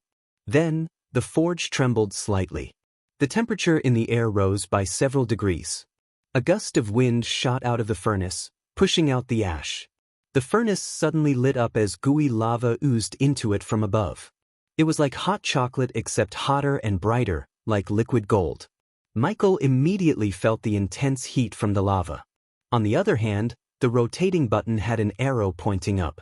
He rotated the button anti-clockwise, expecting it would somehow reduce the heat. An oven, that was what this furnace reminded him of. After rotating the button, a strong gust of wind mixed with cold air sprayed onto the lava. Gradually the lava lost its heat and became bearable. "I wonder where that cold air is coming from," Kane frowned. Michael had the same question until he used his thermal vision and found the source of the cold air. His X-ray vision vaguely showed something familiar to Michael, an ancient ice core. "Makes sense," Michael mumbled under his breath. "What is?" asked Sarba. "You asked how the cold air is produced. It's coming from the ancient ice core built within the furnace," said Michael. "Congratulations to the host for finding 3 out of 5 requirements to forge the dark swords." The system's notification inside a golden tab blocked his vision. He was confused for a moment, but after looking around the forge, he realized the meaning of the system's words. So the 3 requirements were anvil, vise, and this furnace? Michael asked the system. The system didn't answer. But its silence spoke volumes. Now that he had a forge, he only needed the ore and the hilt to forge the dark swords. The dark ore and the hilt will cost the host 1 million badass points. The host is 400,000 badass points short of 1 million. The system suggests the host get a loan for 600,000 badass points. Michael sighed inside after hearing the system's words. Most of his badass points went back to the system when he bought the blueprint for the torpedo and dark swords. Luckily, his journey into the demon's grave awarded him enough badass points to reach 600,000 badass points.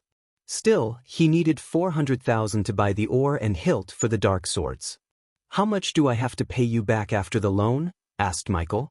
700,000 badass points. As much as Michael hated loans, he had to take one from the system.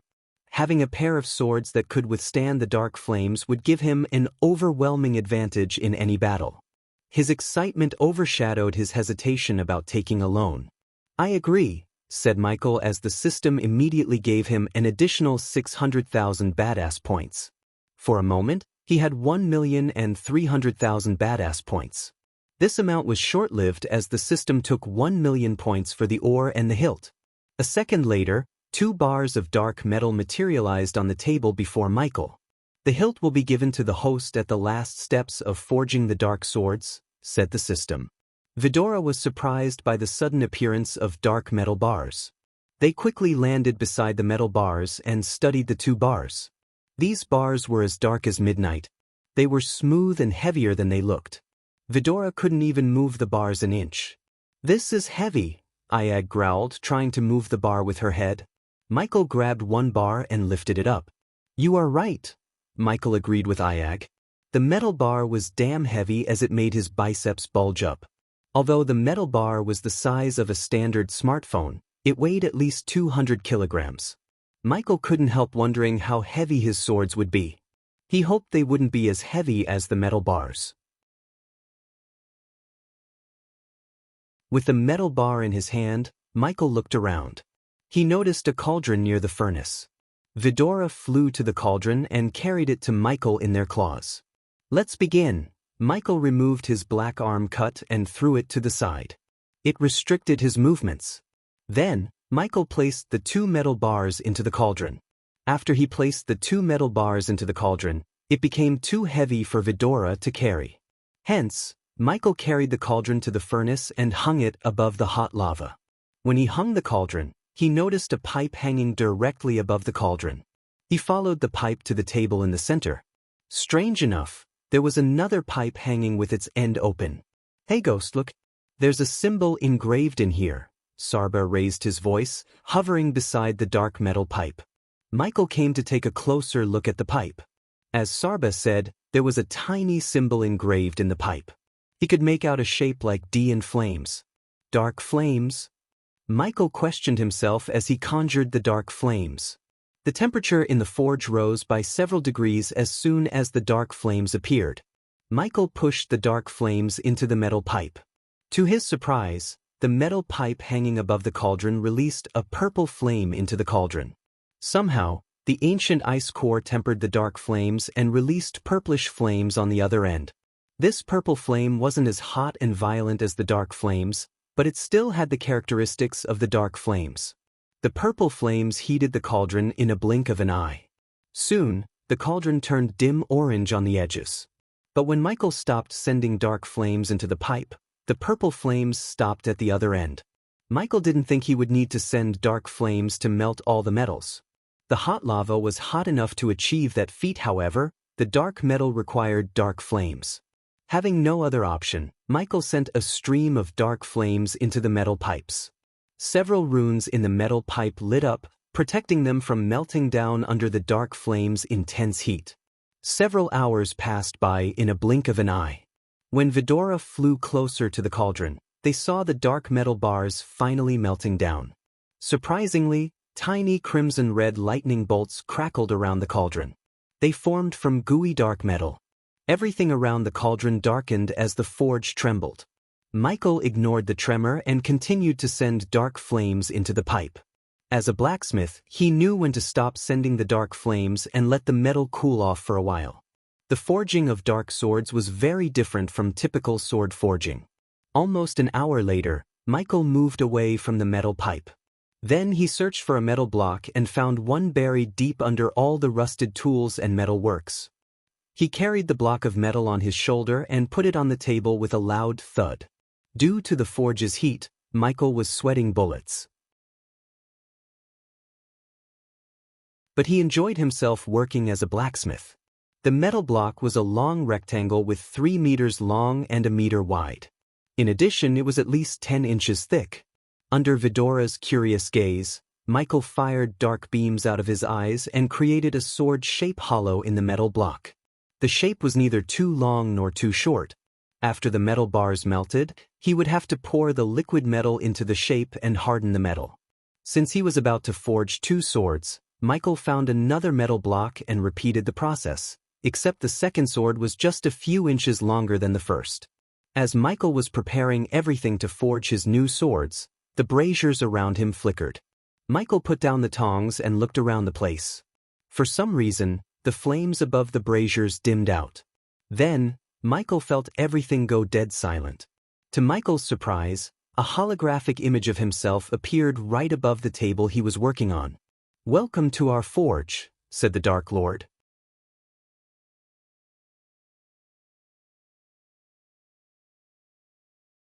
Chapter 8:15. Birth of the Dark Swords 3. The sudden appearance of the past Dark Lord surprised Michael. But deep down, he expected the Dark Lord to leave a holographic recording of himself. The moment Michael stepped into the forge, he felt like he owned this place. For a few seconds, the Dark Lord's image flickered in the air. The device he left had been lying dormant for thousands of years. It was a miracle the device was still in working condition.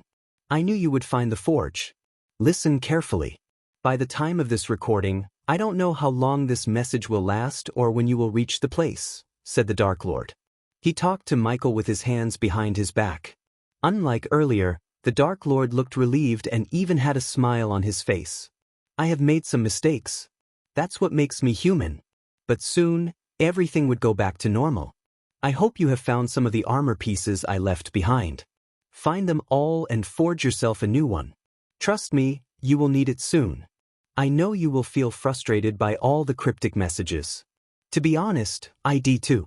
But this time array and time travel are not as simple as we think. Even now, I can't tell you my whole story as much as I want to. Our friend strictly ordered me not to. The Dark Lord emphasized the words our friend. Michael had a feeling he was talking about the system. Since the system itself ordered him not to reveal his story, Michael couldn't blame the past Dark Lord. The Dark Lord smiled. Michael was pleased to see his past self smile. This forge is my gift to you, along with my hammer. You need it to forge powerful weapons and armor. If my guess is right, you might be in a financial mess, and that's why you are here in the first place. When this recording is over, you will receive something that will open up a portal directly to this forge. But you must build a powerful portal in your castle first if you hadn't already. The Dark Lord paused for a moment and looked around as though he was searching for something. Meanwhile, Michael was delighted to hear he could travel to the demon's grave and to the forge from his castle. It seemed like his past self was more powerful and resourceful than he initially thought, which made Michael wonder more about what the hell happened that pushed him to reset the entire universe. He had a feeling it was connected to Gaia but didn't know the whole story behind the past Dark Lord's reasoning. Where the hell did it go? The past Dark Lord searched for something frantically. A few seconds later, he turned his focus back to Michael. The monsters you fought on your way here, they were modified by an asshole to fight me. Of course, I could kill them with a snap, but I don't think it would be true for you. So tread carefully. And keep Vidora out of trouble. I really miss the time when they were tiny and cute. The grown-up Vidora. The past Dark Lord sighed and let out an exhausted smile. Vidora frowned as Iag almost hissed at the Dark Lord. After your trip to the demon's grave, I hope they still call the place that. Your life will get a whole lot tougher. But hey, race, a piece of advice from yourself to you. Not everything is black and white. Also, don't always go for the kill. Some of our enemies are far more valuable alive than dead. As he said, the Dark Lord turned around and walked to his work table. Due to some reason, Michael couldn't clearly see the table or what he was working on. The time had corroded the recording and made it impossible to see anything other than the Dark Lord. This array will fix everything, Michael heard the Dark Lord mumble. Then, he turned around once again. What else I thought about telling you? The Dark Lord rubbed his chin for a moment. Yes. The Dark Lord snapped his finger, showing his sudden realization. Finish your castle as soon as you can and spare no expense. You have no idea how many tried to penetrate mine and lost their lives. Sooner or later, you will get tired of all the killings. The Dark Lord paused as his expression grew darker. Don't get tired. Because you are just starting your life as the Dark Lord. Always provide a reason for the people to fear you, my lord. Suddenly, Michael heard another voice. It sounded wise and elderly, but he had heard this voice before. Eladir? Michael frowned. He sounded old, very old. Are you recording another message for yourself again?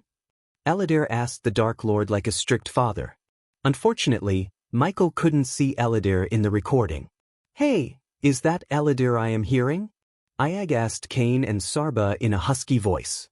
I think so, Sarba nodded. You cannot leave these messages everywhere, my lord. It will create unwanted branches in the timeline. You already took a big risk by breaking down your armor and leaving them behind. Who knows what catastrophe it's going to bring? Eladir yelled at the Dark Lord. Look on the bright side, Eladir. We won't be here to see it, the Dark Lord shrugged. Come on. Finish what you are doing. We have a lot to do in a short time, said Eladir. You became grumpier with age. Relax and give me some time alone with myself. The Dark Lord looked over his shoulder and winked at Michael. The Dark Lord waited until Eladir left the room. Huff, the Dark Lord sighed. I am going to miss many things, but grumpy Eladir is not one of them. Try to find a way to stop him from getting older, because you do not want him to. Trust me, the Dark Lord chuckled. Who am I kidding? I am going to miss that old elf. It feels good to have someone look you in the eyes and lecture you, said the Dark Lord. At the peak of his life, no one dared even look at him, let alone lecture him. Almost the entire world trembled at the mere mention of his name.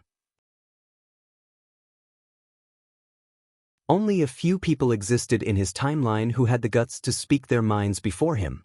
Eladir was one of them. Just by looking into the Dark Lord's eyes, Michael could tell how much he would miss his world. The Dark Lord sacrificed everything so Michael could fix his mistakes and live the life he deserved. Soon, the hologram began to flicker. Despite his advice, I will still leave some recordings for you. Take care of everyone and everything. Who knows, we might even meet at some point. After all, time is a mysterious thing, and life is full of surprises. After these words escaped the Dark Lord's mouth, he vanished into thin air. As soon as he disappeared, the table before Michael trembled. A copper ring big enough to fit in his hand materialized on the table. With another tremor, a silver hammer with many intricate runes engraved in it appeared. At first, Michael gently grabbed it and studied the ring. Is that a portal?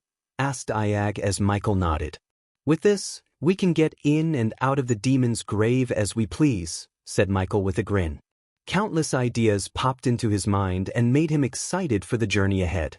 However, his excitement was doused by the Dark Lord himself when he appeared again above the table once again in the holographic form. And forgot to tell you, the monsters in this realm aren't your typical XP farm. Every death makes someone I can't name strong. Don't make your enemies stronger, the Dark Lord warned Michael. Judging by the serious tone of his voice, Michael let go of the idea of farming experience points by killing the monsters here. What did he mean by XP farm? Sarba asked his siblings, but they seemed confused as a child lost in a parade. After warning Michael, the Dark Lord's figure completely vanished into thin air. The Dark Lord left Michael with more questions than answers. For instance, Michael wanted to know who created these monsters in the demon's grave, as well as how he would grow stronger with the death of each monster. The more time Michael spent in the realm, the more he realized there was more to this place than meets the eye. Finally, Michael took a deep breath and decided to clean the mess in the forge. Returning to the metal pipe, Michael sent a stream of dark flames and continued to melt the dark metal bars. Although he was focused on forging the swords and cleaning the forge, he couldn't help wondering about everything he had heard from the past Dark Lord. Michael lost track of time working the forge. While Vidora was asleep on the table, he continued to melt down the metal bars. After 2 days, to be exact, Michael saw the metal bars completely melt and take a liquid form. He covered his palms with dark flames and lifted up the cauldron with dark metal liquid inside. Sweat beads formed on his forehead as he slowly carried the cauldron to the table. When he reached the table, he slowly poured out the black liquid into the metal block with the sword-shaped hollow.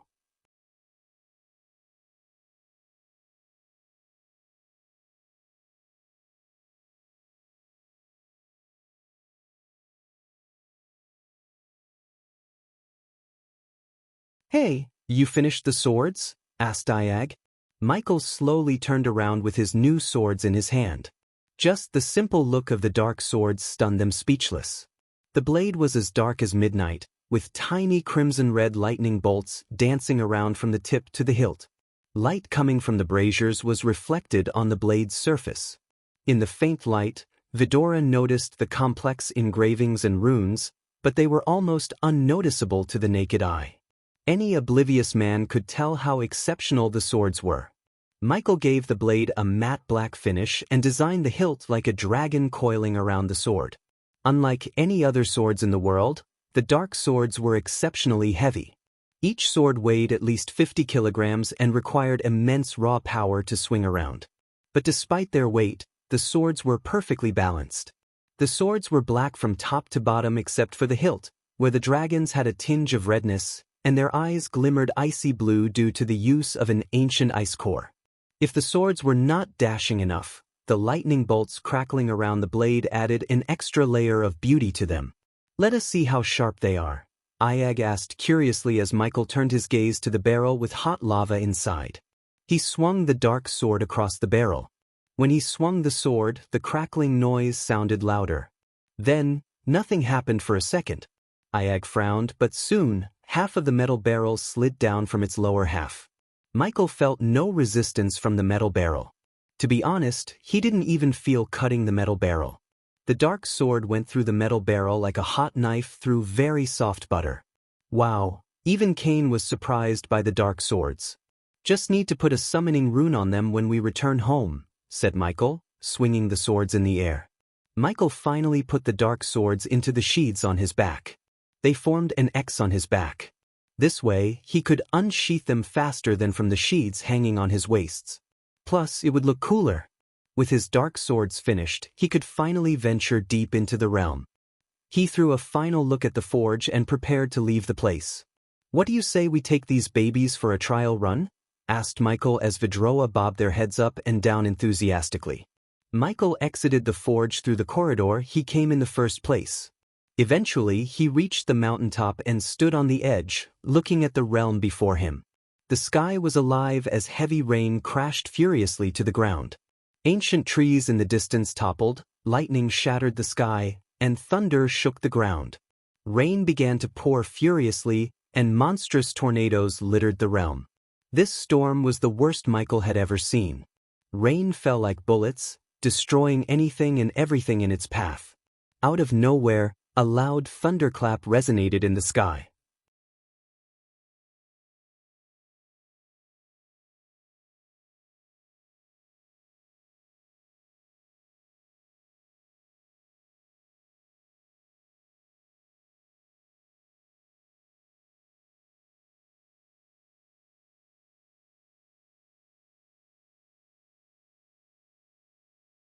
But before he disappeared into the realm tear, he caught Vidora and held them closer to his chest with one hand and the dark sword in the other. Lights out for Michael for a few minutes. Even his X-ray vision turned out to be useless. He felt like he was flying through space. At least the feeling was familiar. After an unknown amount of time, Michael was thrown onto a soft ground. He coughed up the blood and slowly opened his eyes. His eyes adjusted to the light. Everything looked blurry for a few moments. When Michael was finally able to see his surroundings, he was taken aback by surprise. He was on a mountain cliff, overlooking the massive cliffs and towering fjords that crept through the rainforest. Great scarves of cloud swirled around the blue sky. It was a primeval landscape, vast and forbidding. But this wasn't how Michael would describe the place.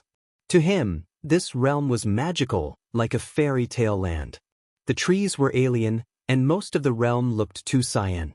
There were waterfalls, rivers, and distant flocks of winged creatures. "What is this place?" Vidora asked Michael. They shared the same dumbfounded look on Michael's face. "That's weird," said Sarba. His gaze was locked on Michael's dark sword in his hand. When Michael looked at the sword, he saw no red lightning bolts. But that wasn't the only change Michael noticed. He couldn't feel any energy in the atmosphere. In other words, his cultivation power had betrayed him.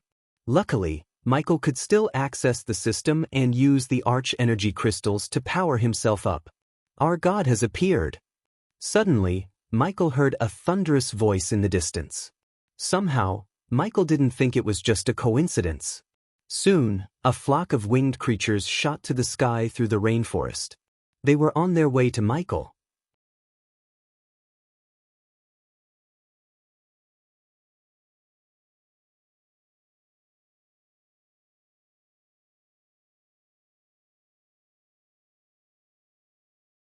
The soldiers and some of the merchants who were related to Sky Hall elders lived in those buildings. Taskin and his men had no idea who lives in the castle, as none of them stepped into the castle. This castle was the most protected place in the entire world. Daring to invade the castle would only result in certain earth. Luckily, Taskin and their men had no need to go into the castle. Instead, their target was one of the infirmary buildings where the Sky Hall soldiers kept healing potions. "We should wait for the nightfall and then strike," Vaikok, one of Taskin's men, suggested, only to see Thilv shake her head. "We don't have time. They need those magical potions." Taskin nodded. "She is right. Time is not in our favor." "It's now or never," said Taskin. His voice betrayed him, showing his uncertainty and worry about the plan. Deep down, Taskin knew attacking the demons in broad daylight was nothing short of suicide. Still, they had to do it for the sake of their people. 50 lives depended on them and the magical potions. Taskin's men sighed. Although they all knew the plan was suicidal, they would follow Taskin to hell itself. After all, if it weren't for Taskin's leadership, they would have died along with thousands of other wood elves when the demons first invaded them. Moreover, Taskin was the only wood elf who managed to kill one of the demon generals and steal one of their weapon shipments. Unfortunately, the wood elves lacked the technical knowledge to assemble the weapon to its full form. "Vaikok, go and scout the area ahead. Do not get caught," said Taskin. Vaikok, the brown-haired wooden elf, nodded and slowly crouched forward. As the team scout, recon was his job. Hugging the tree, Vaikok slid down to the ground like a monkey. He used the foliage to his advantage. But there was no foliage once he entered the castle land. The Sky Hall soldiers knew how the wood elves operated. Steel was the one and only advantage the wood elves had over them. Therefore, the Sky Hall soldiers cut down everything, including trees and bushes, around the castle. Vaikok used the huts and buildings to hide and walk around. He took a mental note of how many soldiers and the paths of their patrol. Meanwhile, Taskin, his wife, and the 3 other wood elves waited for Taskin to return. Suddenly, they heard a loud explosion near the castle. Black smoke rose through one of the castle towers. "By the name of the Dark Lord, what is that?" "Must be one of their new weapons." Thilv gritted her teeth. "Once the Dark Lord's blessing returns to our people, we will pay them back several folds," said Thilv. "No god came to our aid when they slaughtered our people, Thilv. If we want to change our fate, we have to fight for it," rebuked Taskin. "Do not speak like that, Taskin. We must pray to the Dark Lord when the time of our needs. He will definitely answer our prayers." Taskin did not want to argue with his wife.